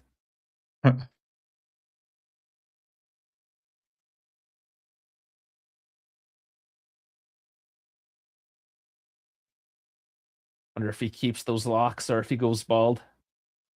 Oh, fed to Gatti. Kill it. Oh my god.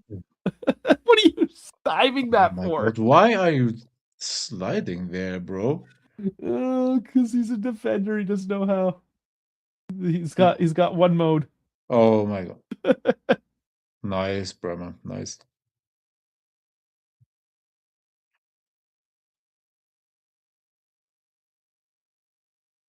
Bet is getting slaughtered currently.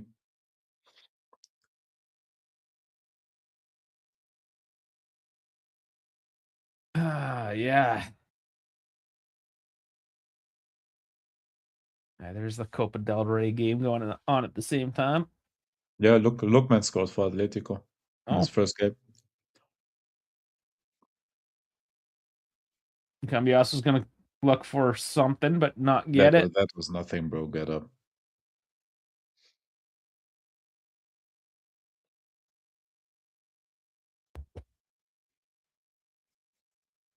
Gatti and Kalulu. Put them in as a strike partnership.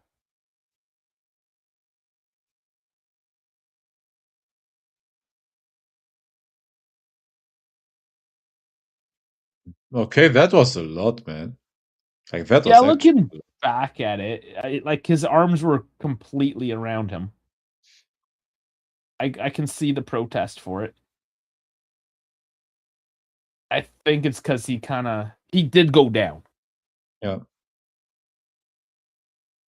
If he actually was forced down and he didn't just like give up on it, maybe that would have been a soft one, but I've seen those given as well, so you never know. But yeah, he just went down too easy.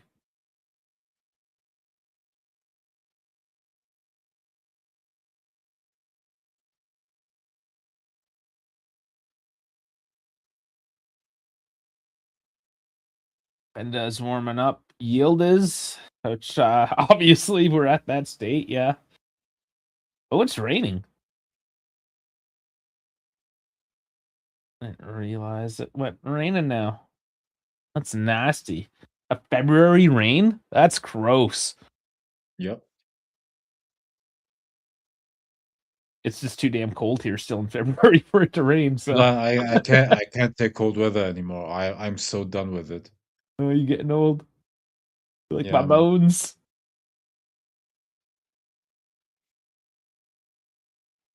Rabona just did a video on it. He's got a few. He's been pumping videos out. What about that Colombian player that didn't want to play in Germany because it was too cold? I forgot his name now. Oh my god.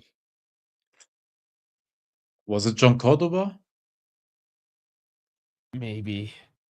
Oh fuck, I can't remember. But anyways, you see which? Oh, that's not given either. Like to see that one back. See how that went. But that's gonna be called. Fuck. Anyways, yeah, this Colombian guy that couldn't play was too cold in Germany. He's gonna be playing in Minnesota. Oh, that was a good tackle.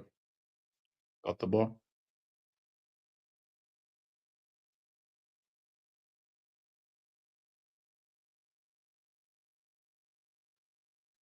Yeah, just not getting lucky.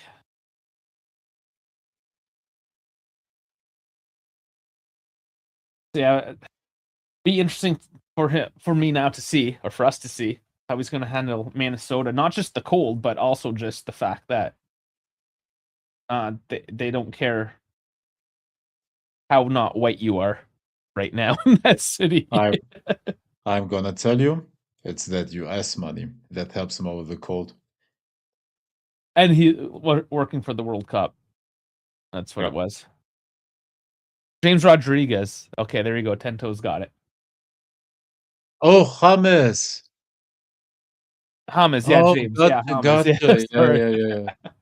a Mexican, obviously. Spanish. But his spell at Bayern was really good. Bayern was always good, like getting like injury-prone players, juiced them back up, and made them perform for them. I think they got him on loan from Real Madrid back then, if I remember correctly. I believe so. Yeah, Rabona did a thing on him. Yeah.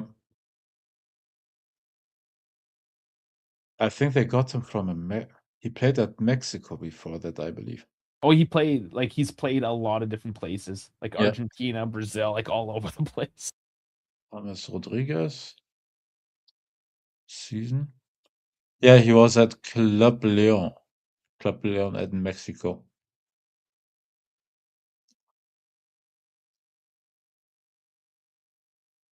And I don't think it was Rabona. I can't remember who it was. Maybe it was him. It was another short. Schalke might get like because there's the DFB and there's two German regulators once you get to like the third division, right? The DFB and the DFL. It's two governing bodies. So if they get relegated into the third division, because the amount of debt that they hold, they might have to like basically go right down the table. Yeah, but that won't happen. You don't Their think so? finances, no, their finances are getting better, and there's always ways around that. Like you can negotiate with them. Like they are pretty loose with those regulations. Like you can make a contract with them that we will get on top of our finances until this and that date, and then you can get around that. And they're currently first in the Zweite Bundesliga, and if they get promoted, they will get some money. They can sell players and everything, so they're not in that much of an issue anymore. Yeah. All right. I mean, you see shorts and you only get. And they just signed Edin Dzeko. If you Hey, Boga! Hey, Boga! We're gonna see Boga. Now I'm excited. Let's go. Yeah, just to see. Rick's coming in. I don't really get your Epstein reference. I didn't either. Yeah, which one's supposed to be Epstein? Gatti comes off, so it's defense off. Back three. This has to be back three now. Or Cambiasso, no. Cambiasso goes back. So keep the shape.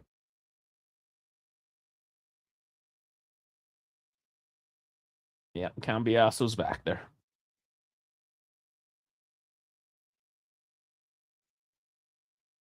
Gatti is huge. He's big, but... Oh, nice feed, Chico! Fight through it! All right. After the corner, we will go to James Rodriguez's career and all the teams he played for, because it's been a lot. Oh, there's tons. Okay, Rick's saying there's photos of Messi with Epstein everywhere. Like Messi, was he used as the little boy though? Like which end of the bargain was he? Was he kneeling or standing? That's what you have to ask. Oh shit. Oh, man. Fuck, if that one doesn't get us a fucking, I don't know, the Illuminati on it or something. Come on, shoot! Someone shoot! Oh, man. Usually we have Dash for those jokes, but he's not here, so.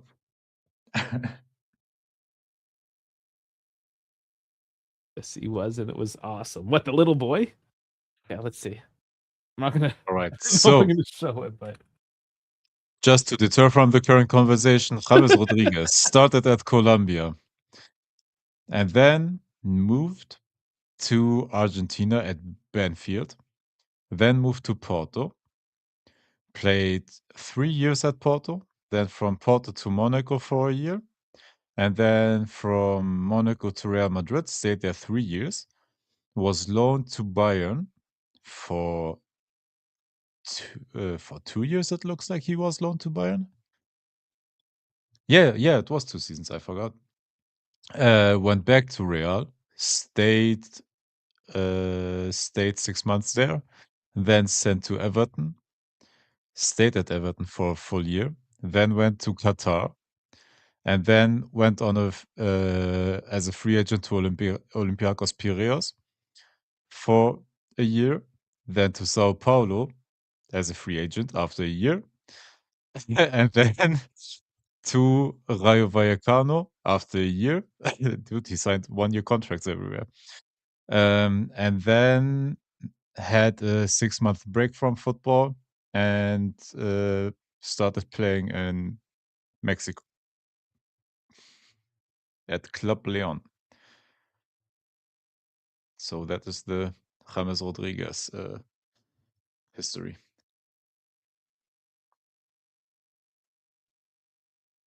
It's crazy how Jeremy Boga, after missing all those games, is more game fit than Shigrova and than a couple of other players.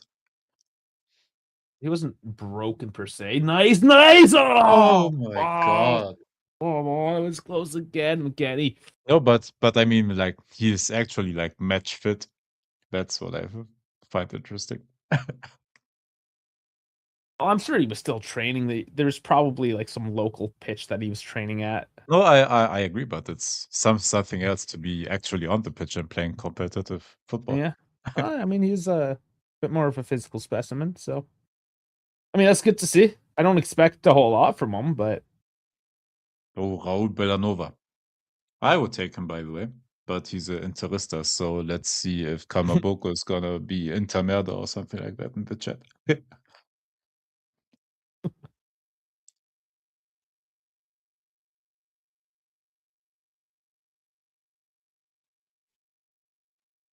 was nice from Locatelli to keep the pressure off Scamacca there. Like it.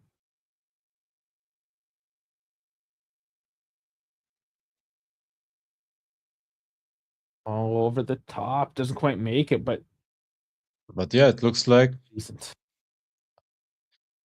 Atalanta is like slowly like backing up and forcing us to. Chico. Put it Come on, on! come Come on! on! Oh, so Yeah, it's close. gonna be free kick for. Was it? Did he give it to corner? Okay. Fuck, man. And the slide tackle. Locatelli first with the pass on the previous play, and then on the slide tackle to win the ball back. Great. Like those two plays both initiated from Locatelli. Yeah, but David was covered. Why didn't he just try to shoot?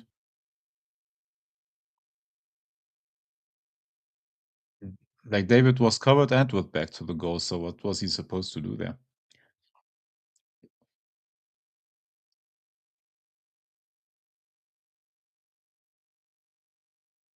Still a bit of time. Knocking on the door. They'll have 4 subs to make. Oh, Boga saved it. Let's see. Cross. Scooped it. Decent scoop. And go, okay. Kelly's just upset with himself.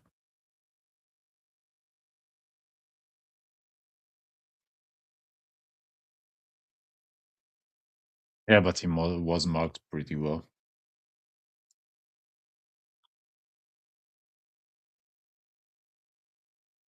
Spalletti's got the long face, not quite working out. Kamaldeen as well as Bellanovas. Kamaka's off. Who's this Kamaldeen character? This means they will try to hit us on counters. Brought in speed with Sulemana, a new wingback with Bellanova, and that can progress the ball well.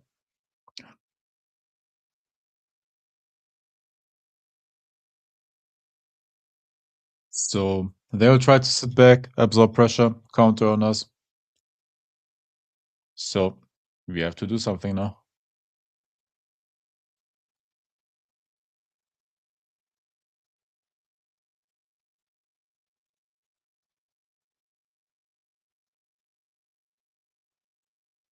They have some decent. They have a decent bench. If they can call on few reinforcements here.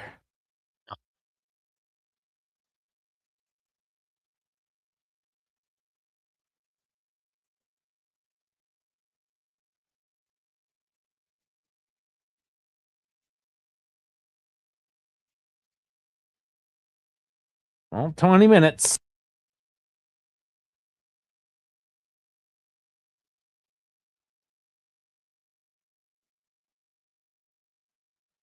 And there are moments. I just need the one.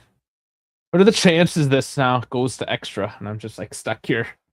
And then I have to rush to go do my race afterwards. I mean, I just want to get a few laps in. I haven't been in the sim since Saturday.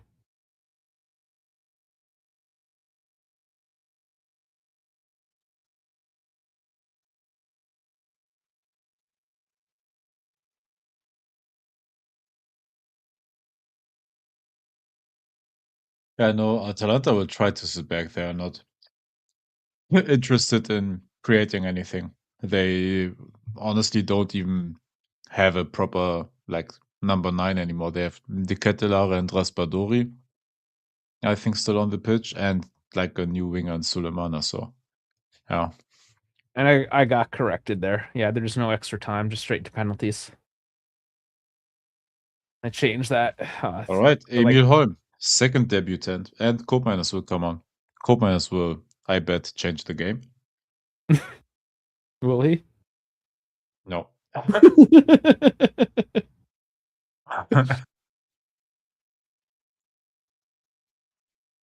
Oh, I mean, Boga's looked okay. Come on. Oh, come on. Oh, why is just no one there? Just didn't sit on McKenny's foot. McKenny got nutmegged. I think it just bobbled past him.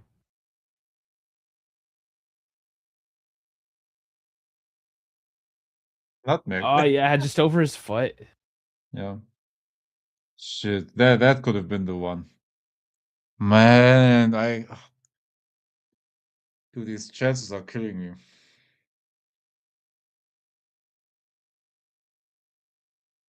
Molly with the old lady. Apparently, that's the fact that he brings his wife up there is the old Are we timers stepping don't out like it. Locatelli? Yeah, for Coop Miners apparently. But why David's Locatelli? out as well. Holm is Holm gonna play midfield? No, Coop. Coop's gonna be playing midfield. All right, let's just see. Let's just see what we're doing. But we took out David as well. Who will be striker? Fuck, I don't know. I'm confused. No Openda either.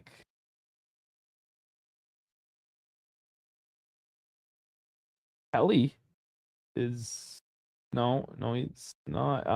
Boga. No, Holm is a right winger.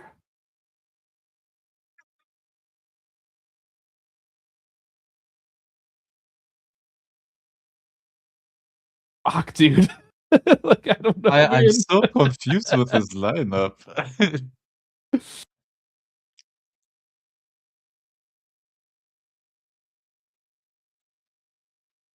And we can see too, not having a yield is the creativity. Boga has been decent, but it is no Yildiz. Another change for Kristovic. Atalanta has a striker back on. Kristovic.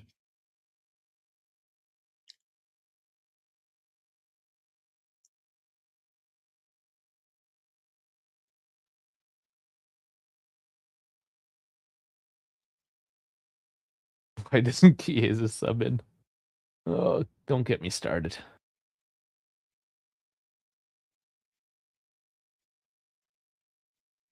Same guy that tried to hype us up on Chiesa has started retracting even more news from the beginning of the transfer market, so I'm not too impressed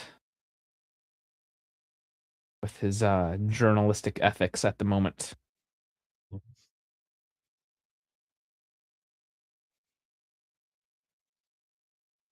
You're not satisfied with the journalists currently journalisting? Well, they're not journalisting is the problem, because to be a journalist, you have to report the facts. Yep.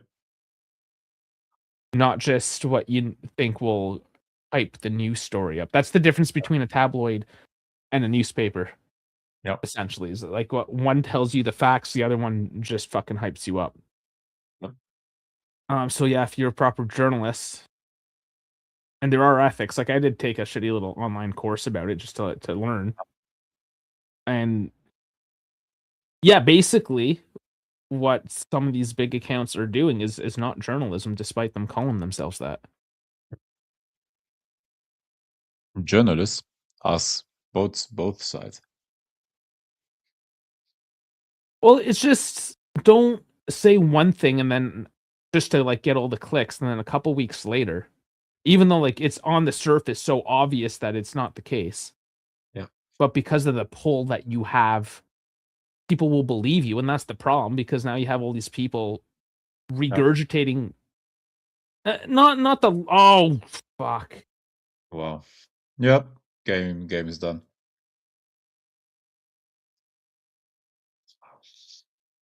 We fucked. Man.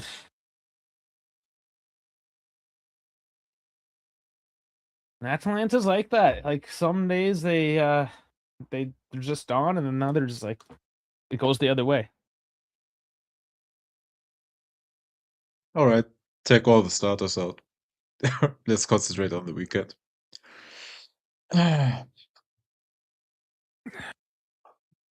Gerald, we're gonna get a participation trophy.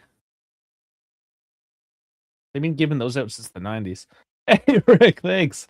$5 Australian dollars is like $5 Canadian dollars. So we're talking like $7. $3. No, it's less. I can turn to American. Oh yeah. Sorry. No, I'm just making fun of our currency. How it's like so weird compared to like Euro and US and shit. It's still stronger than a lot of others, but in terms of like the West. Yep. But no, thank you, Rick. We appreciate it. The first super chat in I don't know how long. Thank you very much, brother.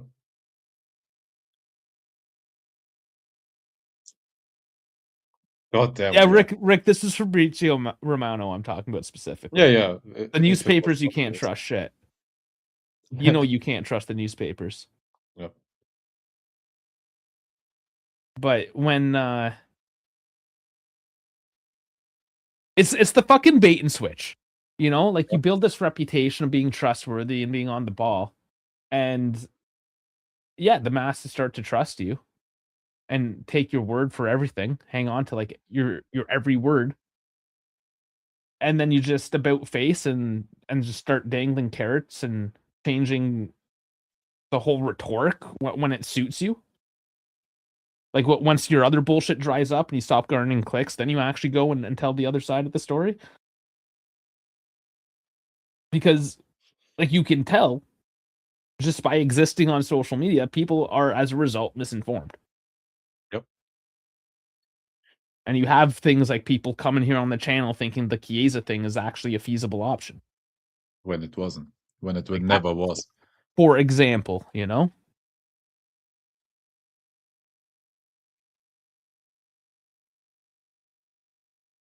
But hey, that's what happens when you get paid per tweet, basically. Yeah, and people need to recognize that they are getting paid per tweet, so they will exhaust All right, one full-blown retort. offense. Shigrova on Yeah, I mean, this um, is we're throwing it out there. Shigrova for Conceição and Openda for Cambiaso. Pretty much. Fuck you. You're in troll mode now. You know, we need secret weapon Vlahovic for a game like this.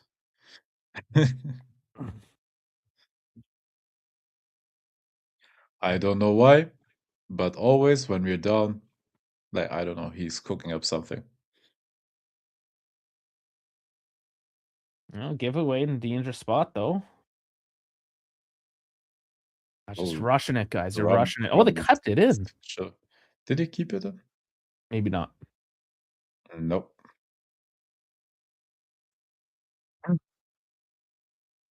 No, pretty much just going for how many Italians are on the team.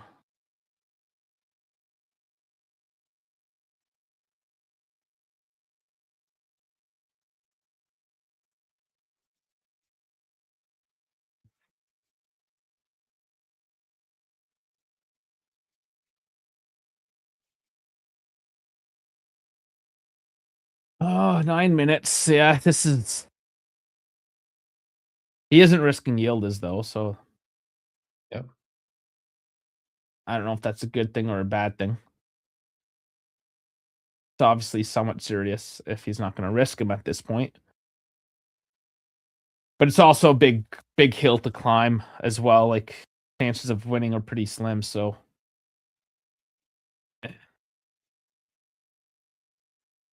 yeah, taking Loka off always kills it, but you have to. I mean, he has to rest at some point as well. It's one of those. Like we're still lacking some depth, right? Especially in the midfield in terms of Locatelli's positioning. Oh.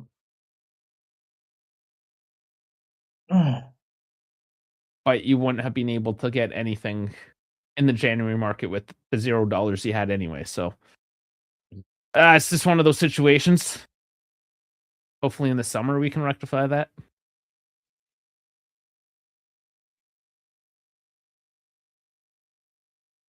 And yeah, with Yildiz on the pitch, maybe we would have been a bit more effective, but Or yeah. he would have just had to take himself off again because he's injured, Yeah. right? So, Yeah, no, but I mean, like, if he was fit, hypothetically, this would be a game where I think he would be more effective with the chances we missed. But there'd be that extra touch yeah, of quality. yeah. So let's But just it is turn it what on. it is, man. Like, if we dominate the first half like we did, or at least the chances we had, if you don't score them, this is what happens. You are down until late in the second half. You have to go for the game and concede like counters like that. Yeah, That's like all our defense was pinching up. We left ourselves exposed. We chased the game, yeah. and And yeah, I mean they got the you second. got punished immediately. It's I mean classic. Yep. Like the whole game hinged on that penalty, and yeah, and some missed chances. But Openda, let's go, buddy. Just Yeah, free kick Atalanta, bro. What?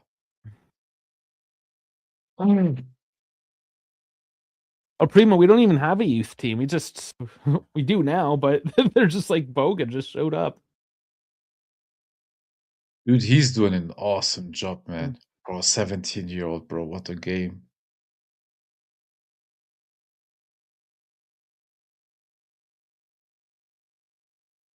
Oh, look at the transfers in and out in the next gen right now. Like there's a lot of changes that just happened. Like the next gen is probably just trying to sort their shit out again. Like, okay, who's playing where? Figuring out the system with all the new guys and all the departures. Because they haven't been doing that great this year. Oh my god, there's Oh my god.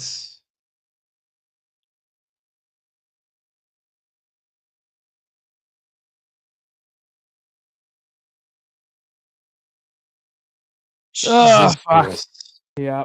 Well, did they expect us to get destroyed like this? No. Yeah. Well, we already know. Like, we can already start the post game in this. Like, it started with, and you know what the general rhetoric is going to be. Like, what the fuck was Spalletti doing with the lineup? And it seems like anytime there is a what the fuck moment with his lineup, this is kind of what happens with it. The only thing was I didn't get the Cambiaso thing, man. Like on the left wing. Otherwise, I didn't have an issue with the team selection. Well, you know that's still going to be. But one change like that in the lineup shouldn't result into this. And honestly, it didn't because the first up was still good. Like it was the nerves, it was not finishing the chances, and then you are down by a penalty, which well sucks, but it happens. And then we collapsed. And yeah, right now you're playing two guys that haven't played for the team at all. Zagrova is like, fuck yeah, it turned into a bit of a disjointed mess here towards the end. Yeah. Kind of threw what you had at it, didn't fucking work out whatsoever. So his substitutions are going to be criticized.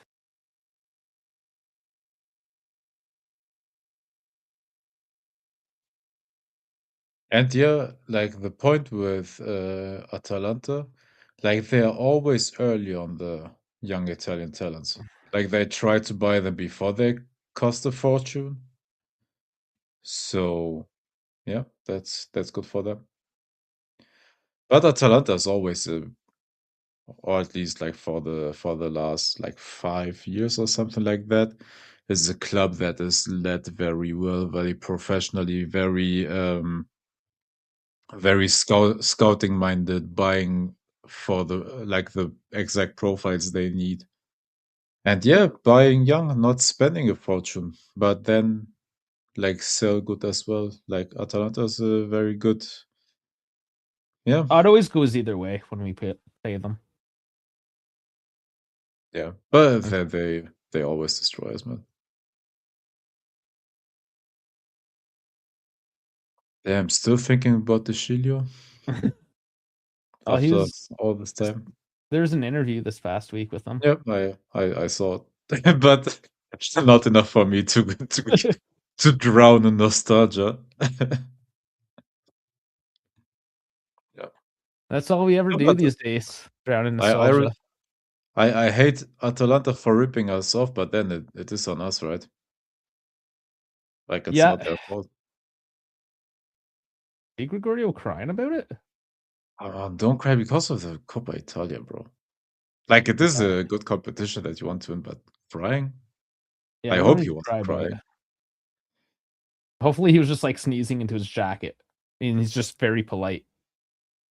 The Chelsea players were crying when they lost to Arsenal in the Carabao Cup.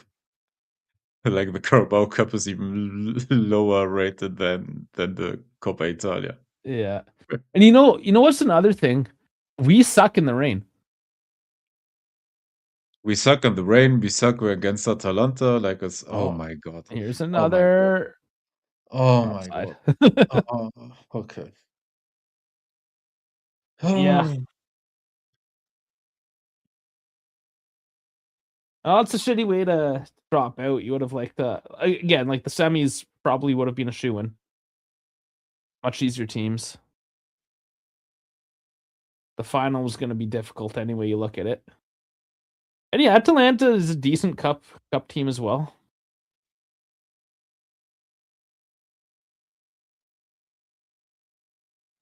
Yeah, it fucking sucks, but we still have some goals. We still got the Champions League. See how far we go on that, right? Like the Coppa Italia is always just a bonus, so we can't get too hung up on the results as much as it does suck.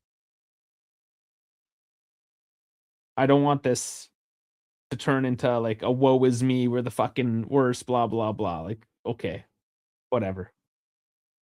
Fuck, let's show up on Sunday, see where we go.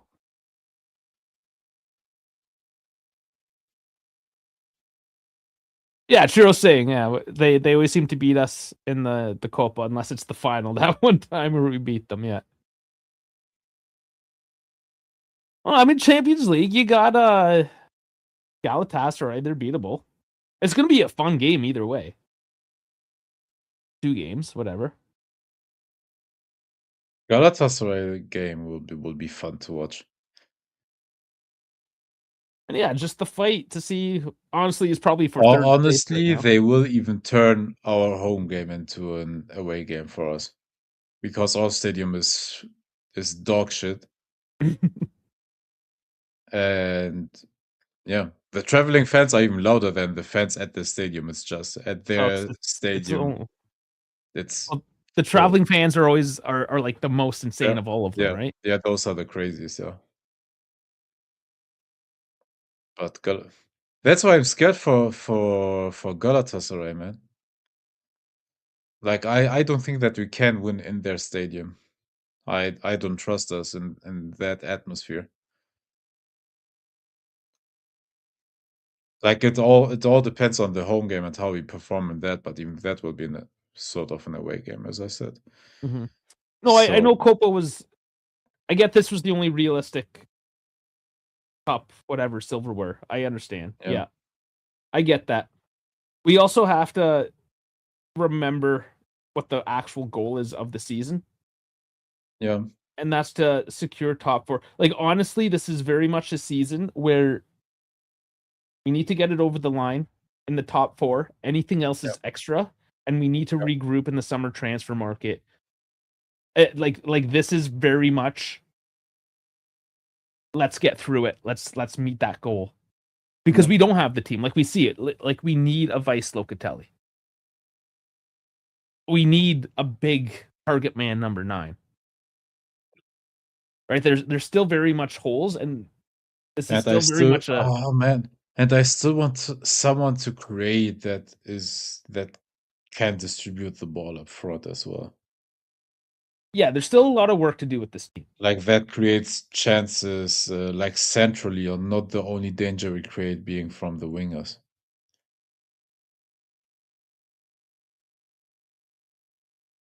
And again, this game could have not been this way as well. Like, yeah, we capitulated. We didn't have the response I thought we would. We typically do have a good response, and we did for a little bit. Yeah. But we didn't maintain that. And yeah, maybe Spalletti did throw it away a little bit. Yeah, maybe. It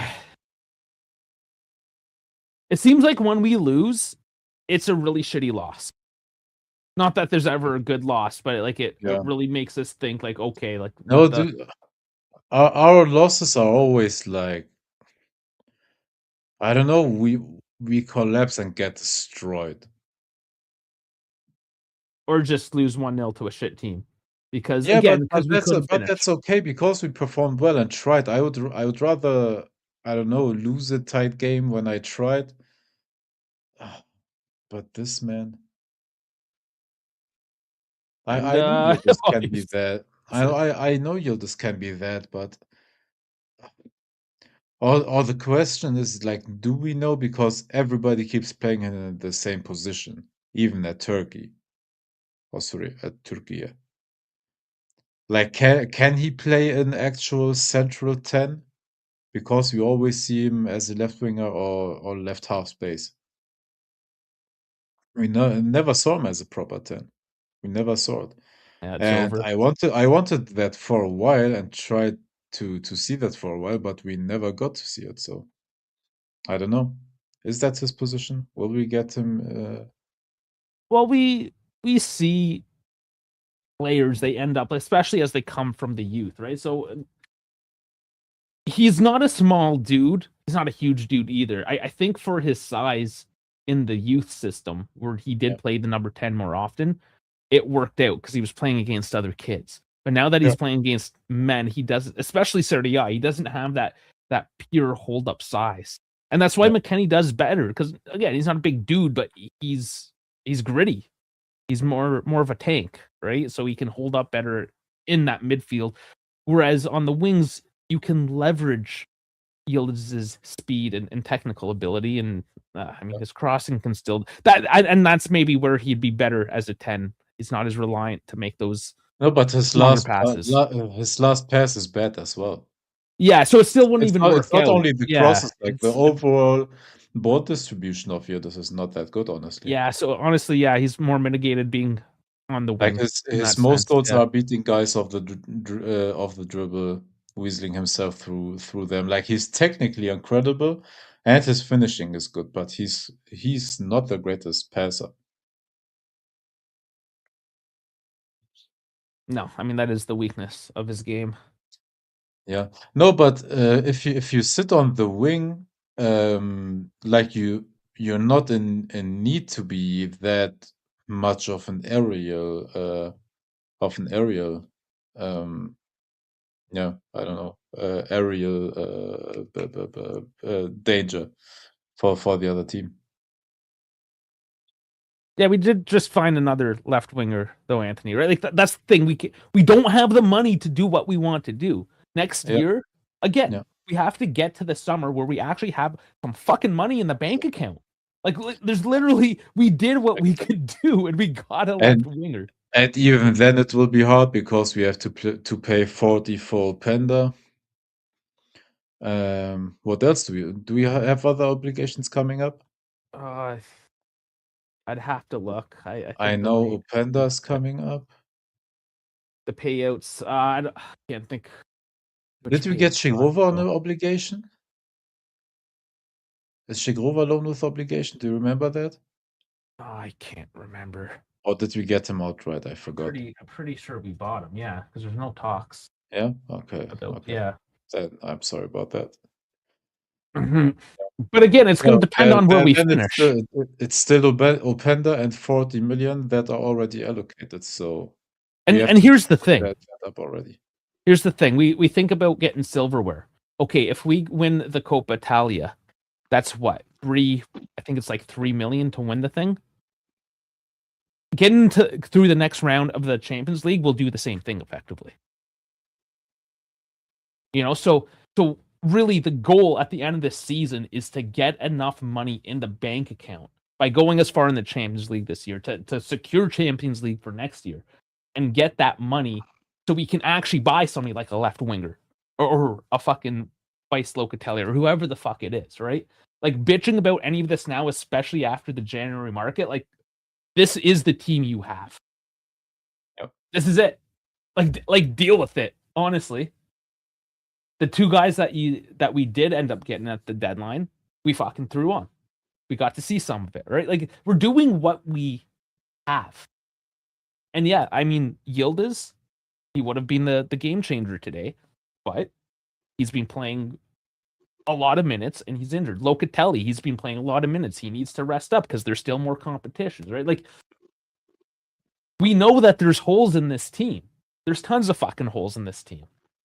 The problem that happens is once we start getting on a roll and we start doing good and we know we can punch above our weight class, and then we have a game like this, we go back into our turtle shells like, oh, we suck, this is fucked, oh, we're horrible, blah, blah, blah. Like, no, fucking understand where we are in this moment, and we're gonna have our setbacks because this team isn't fucking complete at the moment, and there's nothing we can fucking do about it.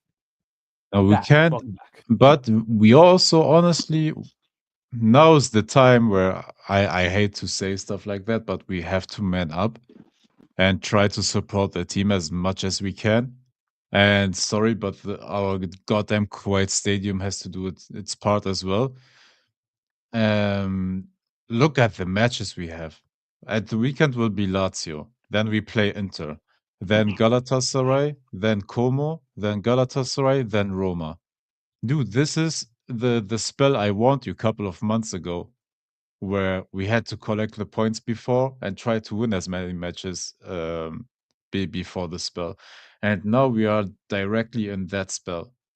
Like, thank God we won Parma, we won against Napoli, which was also like unexpected that we destroyed them with 3-0. But now we are like in the midst of a really hard spell until literally 1st of March. So we have to survive the next 2 to 3 weeks. So it will be important now if this team has any life to show it. So, yeah, like these are the game that count for us. Dash, are you with us? Yeah, can you hear me? Yeah, we gotcha. Oh, cool. I don't really care this much for the Coppa Italia this game. Like I don't know. Like I'm not up in arms about it because look at the table. Look at where Atalanta is. The only thing Atalanta can even do to salvage this season is finishing for the Coppa Italia. And the revenue stream that you get from Coppa Italia, Juve can get if they beat Galatasaray. Yeah, 3 million, give or take. You know, same. So, again, for me, it doesn't. I really don't care. I honestly don't.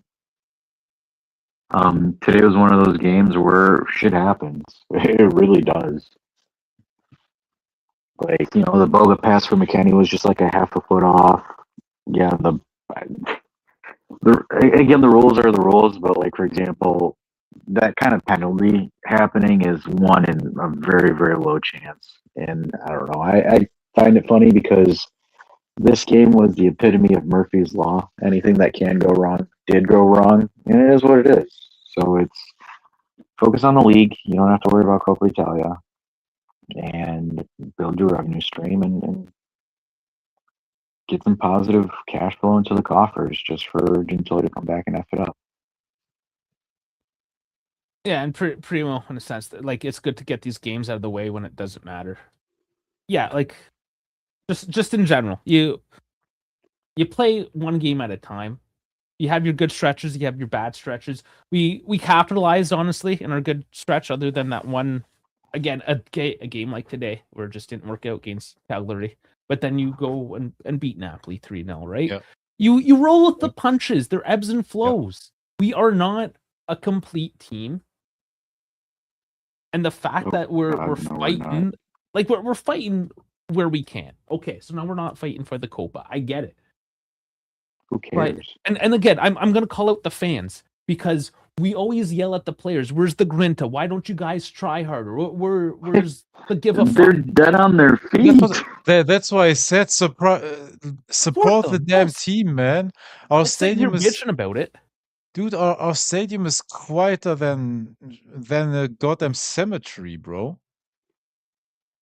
Like do something. Dead on their you want the team to perform in the fucking stadium, man. Like if you expect actually support and root for your team. If you don't root for the team and you don't believe in them, what the hell are they supposed to do? And what's the point of even being a fan? Like it doesn't matter who the fuck you are, which team you are. You're gonna have good years and bad years. Like Real Madrid right now, best team in the world.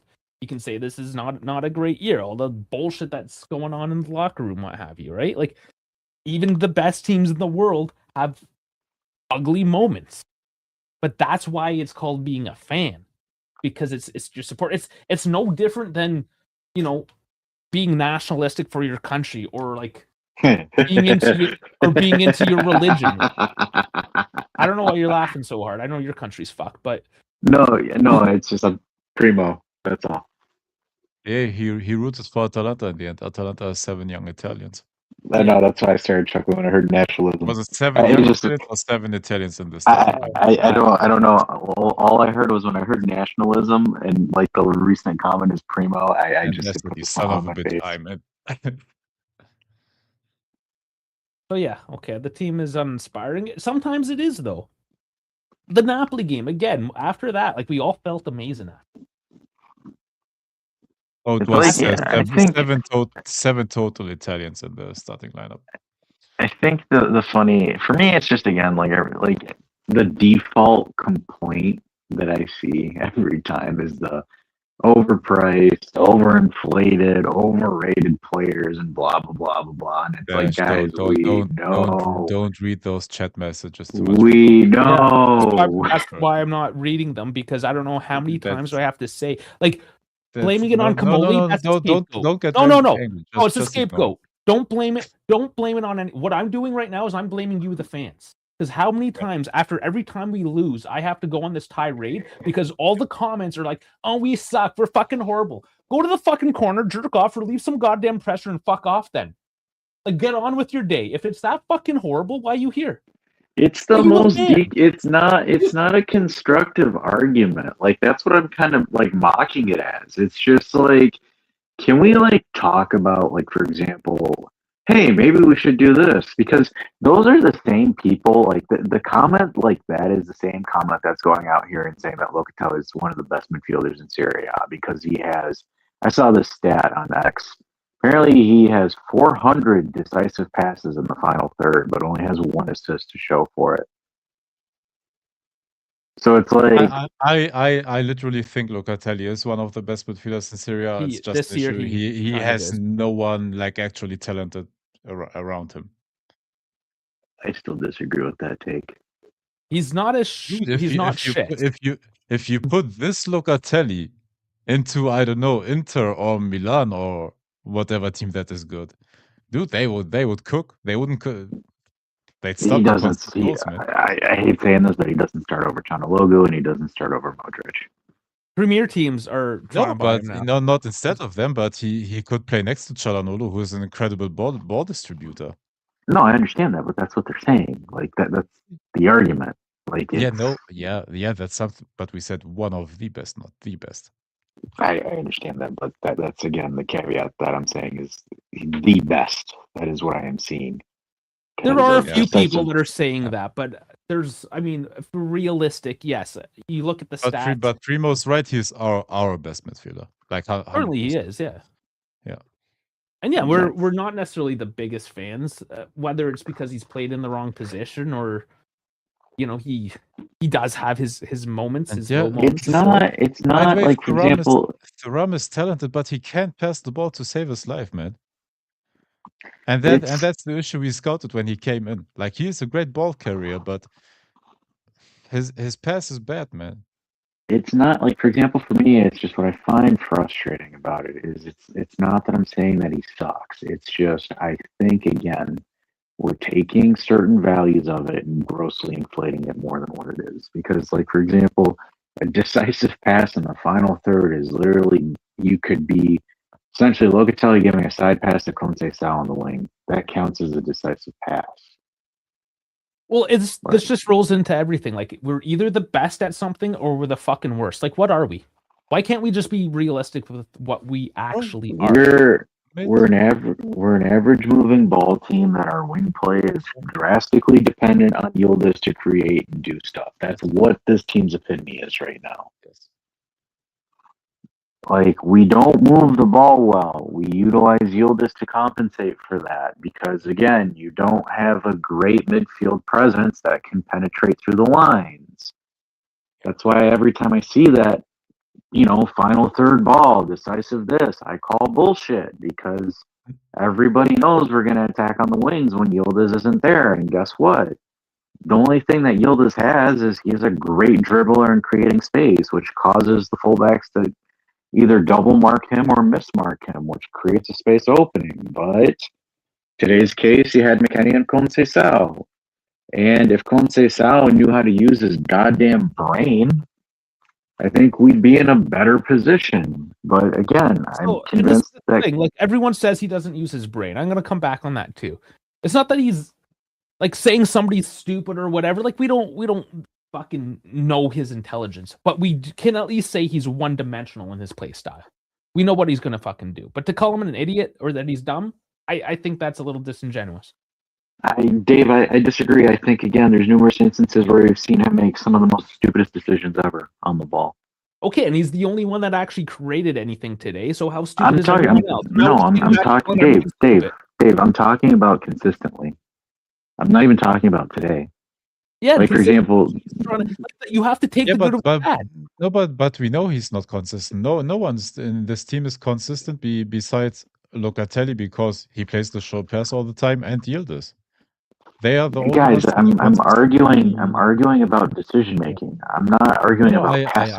I know his. There were shit tons of bad decisions today. Is off a lot of times, and he is not the most intelligent footballer, but still, he creates danger. And here's the thing: we're like they're riding the wave. How many times did we say Jonathan David? Oh, he makes stupid decisions. Oh, he's horrible. Then he goes on a scoring streak. I've never said that about David, though. In general, right? Like you can't just we're handpicking shit here. We just love like fuck off with Locatelli. Like he's earned his fucking keep this goddamn season because there is shit around him. And as Chris was saying, you take him off, you put on Coop. What the fuck you have? Nothing. Yes. So again, if we're gonna be 100%. good friends, is Locatelli the best thing in the world? No, but he's the best we But fucking that's not have. what we're saying. Yeah. So let's fucking get behind the goddamn team. Let's go. Okay. I don't think that's the argument we're making for Loca, though. What is the fucking argument then? Well, there wasn't an argument for it. We're just saying that, like, we're talking about that graphic that's on X right now. There's tons of graphics that are on X. Yeah, but those graphics were always misrepresenting. I know, but when we reference them, we say how dog shit and dumb those graphics are. Locatelli is not the greatest passing midfielder in Serie A. He's not that. But also, we recognize that, and we say it all the time, it's not his damn job. He is an incredible defensive midfielder that covers ground, that can control the game, honestly, with his side passing. He would fit Arsenal perfectly, by the way. Like, he controls the game pretty well, but he doesn't create clear-cut chances. He is not the midfielder that progresses the ball well. He plays a lot of diagonal balls, side passes, and that is okay if you have the personnel around him that is taking up on the job of creating the chances and progressing the ball through the midfield. It is that the rest of the team is so mid. Like, Locatelli is a very, very good midfielder, man. It's just we try to use him in a position for years now that is not, or that shouldn't be his job. Yeah, well, and again, it's just like it shouldn't be his job to be creative. That's not him. And that's the issue, right? Because with the absence of a Yildiz, you don't have another creative outlet, and and like, for example, again, from a facilitator standpoint, I'm perfectly fine with that. I don't have an issue with it. It's just we don't have anything additional to threaten it because. But is that not just saying what my original case was, that the team is not complete? You have holes. You take off Yildiz, you take off Locatelli, and the team falls apart. We are but not nobody's saying we weren't. No one's saying that it's complete. Okay, so why are we bitching about the holes then again? Like we're going in fucking circles. No, my argument was, again, I'm just frustrated that we don't have a great right wing. I mean, we don't have a great left wing either when Yildiz is out because we're fucking missing pieces. We need to fucking just get through this goddamn season, win what we can, get the money, and fucking build it. Like we're literally yelling about the shit that I don't want to fucking yell about right now. Because I'm a fucking broken record for the past 6 goddamn weeks about this shit. We don't have the fucking money to do it, so let's get the goddamn money to do it, and then we'll fucking go do it in the summer. It's that easy, right? Just show up and fucking play. Chico's 22 years old. I thought he was older than that. He's still pretty. I think he's. I don't know. I think that's about right. Really? Maybe still a fetus. I think 22 is about right.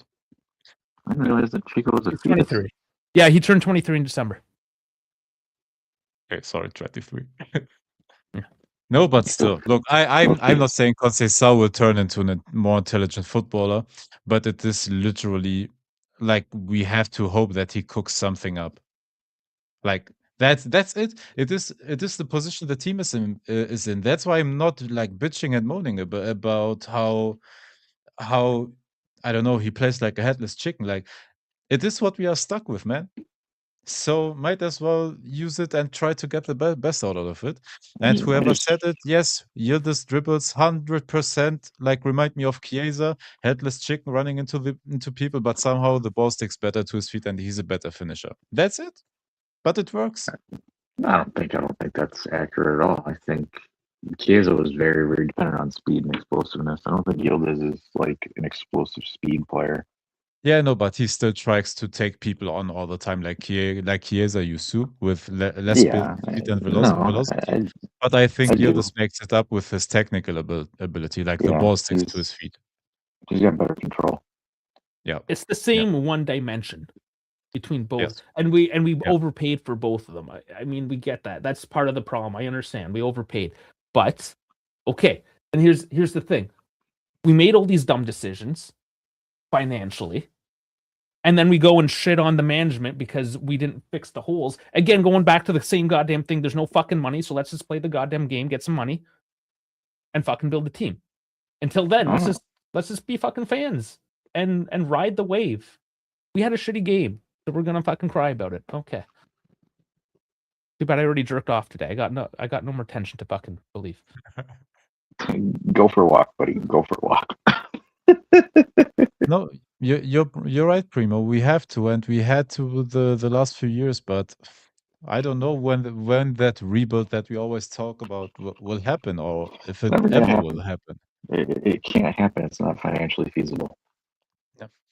You're gonna take a big ass loss. It will be once again maybe getting, I don't know, 2 or 3 players overturned, 2 or 3 positions, and then we will be stuck with the rest of the team. Is my guess. But yeah, it is the situation we are. As we said, we have already 40 million booked, like, for next season. For the summer, we have to make that up, and we have to sell for that already. Of course, Champions League money will help us, but then you have, what is it, 50 million to work with, which is not a lot. Right now we have 63 mil from the Champions League. If we're paying, is it like 40, 42 for Penda? Yeah. So we're already only down to 20 million. Okay, Yes. so you'll get the money from the league. That's another 70 million. So you'll have in and around $100 million. That gets you 2 players, maybe 3, depending on how much you want to hate Kamoli buying cheap. Either 2 very good or 4 mid players, like, depends. Yeah, and then we're gonna bitch at the management for not getting whoever you got in your football manager game because you have infinite money cheat over there, and in the real world, there's only so much you can fucking do with so much money and financial fair play restrictions, which you also have to count player salaries in, which people forget about as well. Yeah. You have to stay within overall spending, but also your salary spending as well. Like, it's not just a fucking open market. It's not 2010 anymore. Like, they've closed. Man, I'm sorry, Man City, PSG, they fucked it up. This is our new reality. They checked the books. It is 30 million a year we have to pay, but for financial fair play, it is still regarded as 40 million. And that, like, when you do the deal, it is still 40 million coming, like, going into the books, but you stretch those, of course, over the contract duration, like the paying out. But you still have to make that up, and especially if we happen to sell him, or whatever the decision will be with him, you have to pay, I don't know, what would it be, like, amortized costs? Would it still be 37 something million? We'd have to sell him for? I figured out how we figure No, out how we sorry, the solve this obligation issue. hits, so we technically the contracts, the contract starts at July, so it's gonna be 42 million straight up at that moment. We'd have to earn to go net zero. Here's a way how we fix this problem, and everyone can buy all their imaginary players. Go to the Juventus store, buy as much garbage as you possibly can, and there you go. You overtake financial fair play because that's all revenue.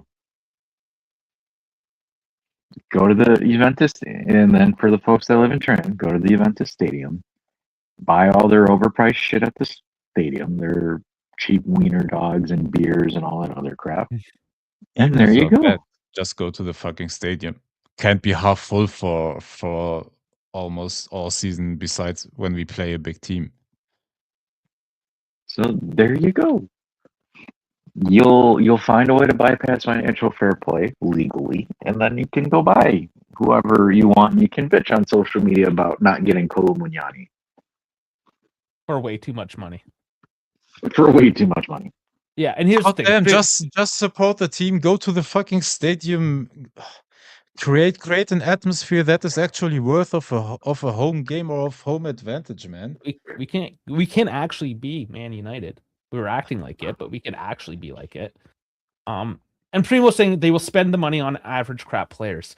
Yes, but what I think with Kamoli is that we won't overpay for average crap For players. the average players. That's the difference. That's a huge difference, right? Because, like, for example, how much is Boga and Holm costing us? Like, not even 15? And Home in is total, 11 15, 16. Yeah, So, in total, yeah. Like If we- for So if it's football. like Do the option, yeah.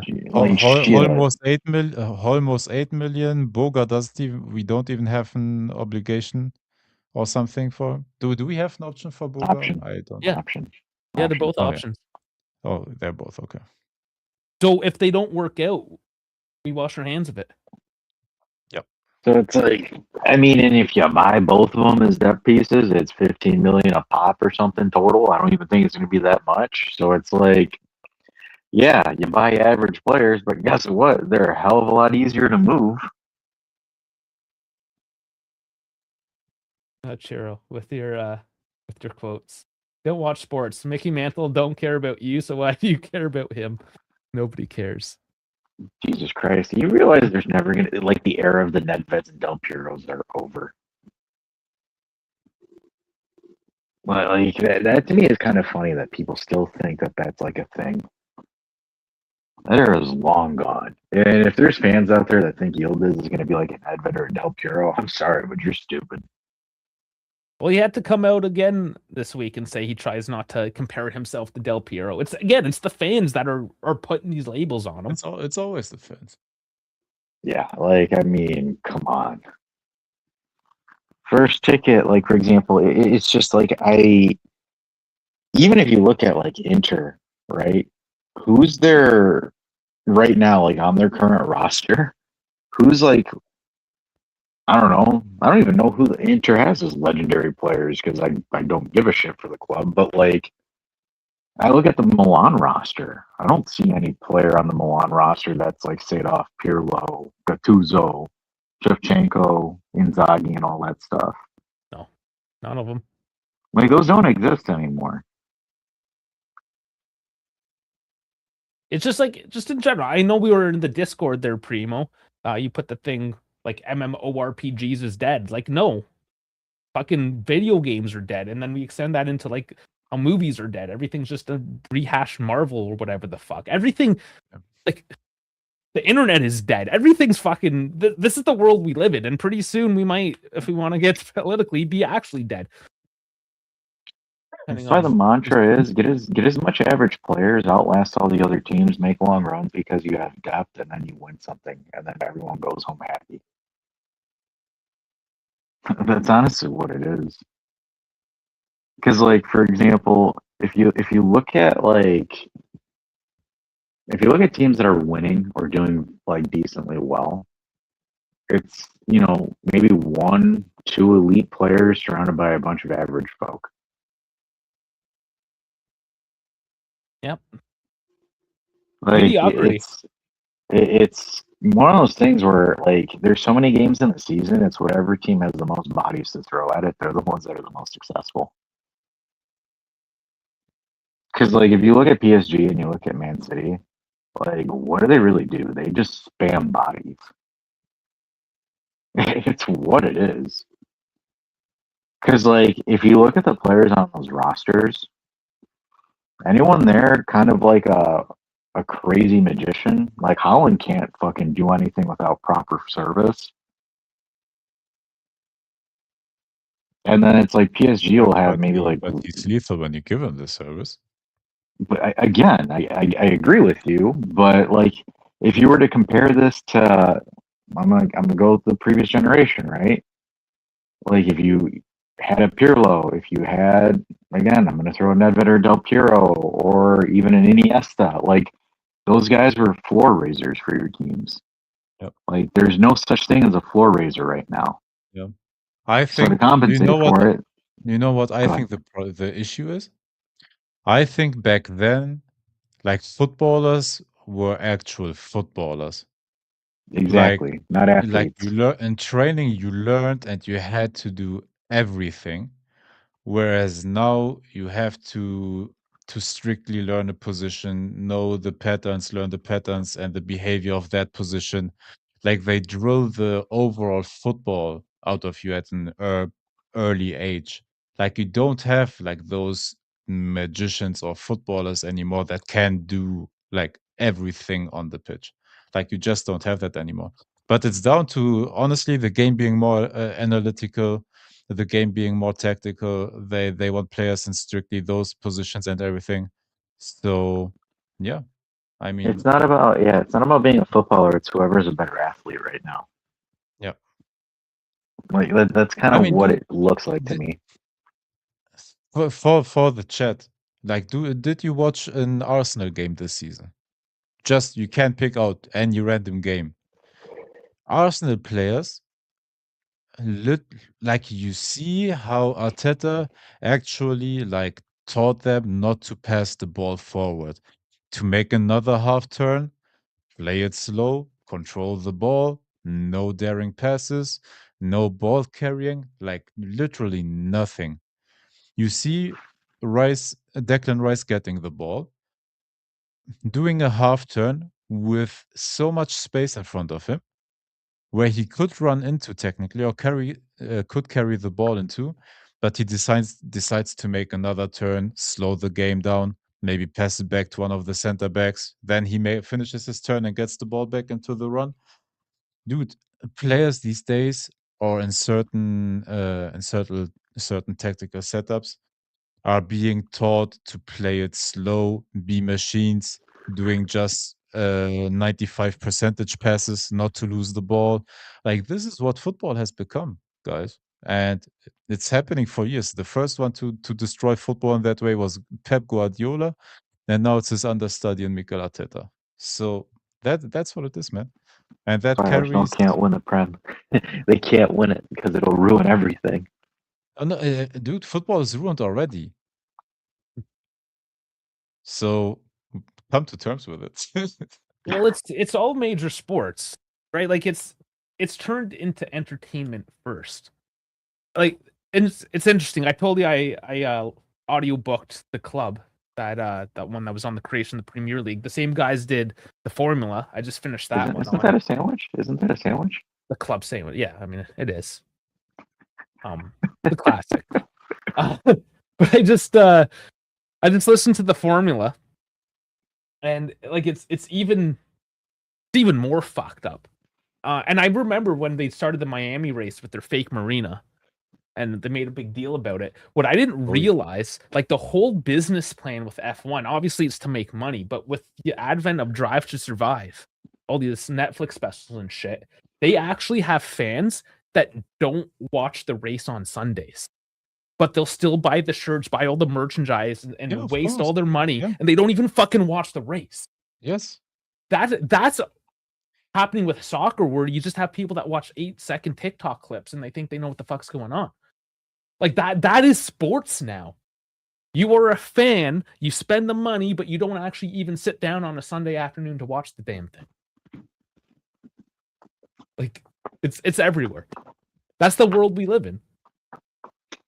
I mean, you can go watch, I don't know, curling or something. Gosh, it's like Hey, even Winter porn is all Winter systematic Olympics too. Winter Olympics start this weekend, so we may see some curling. Oh, that already started. The curling's already going. Oh, it is Yeah, pre-tournament before stuff. before the opening show. Yeah, because there's so many teams and it takes so long to play the tournament that okay. they start early. Yeah. God damn, I have Is to. that the one where they stroke really, really hard? Yeah. Where they have like the massive forearms. You should try it. I mean, I do have some pretty big forearms. We all know why. Dude, Primo, then tell all the men to go to the stadium. I mean, that was a weekday game. Come on, man. Like, I work by the stadium. Like, weekday games are terrible. How early some of the Wings games are, especially the weekend ones. Damn. Yeah, because they're central, aren't they? Hey, No, we're not central time. We're Eastern. No, Kamaboko but mentioned the division. Hey, Kamaboko mentioned the undisputed GOAT. Just It's like, wanna yeah, do man, it's all systematic. Kawaboko knows it's all systematic now. There's no eye contact or terrible acting. It's just, Yeah, it's oh, just bam, get their it, clothes get are it, gone. get it off. Damn, and There's no damn, 47 stroke cycle. she knew the game in and out. Like, there's no more cheesy acting. It's just 52 strokes and we're done, and then boom, money shot. Yep. That's why she's the GOAT. The GOAT. Like, whatever happened to the hot teacher ones? Now it's just OnlyFans models. Damn it. God damn.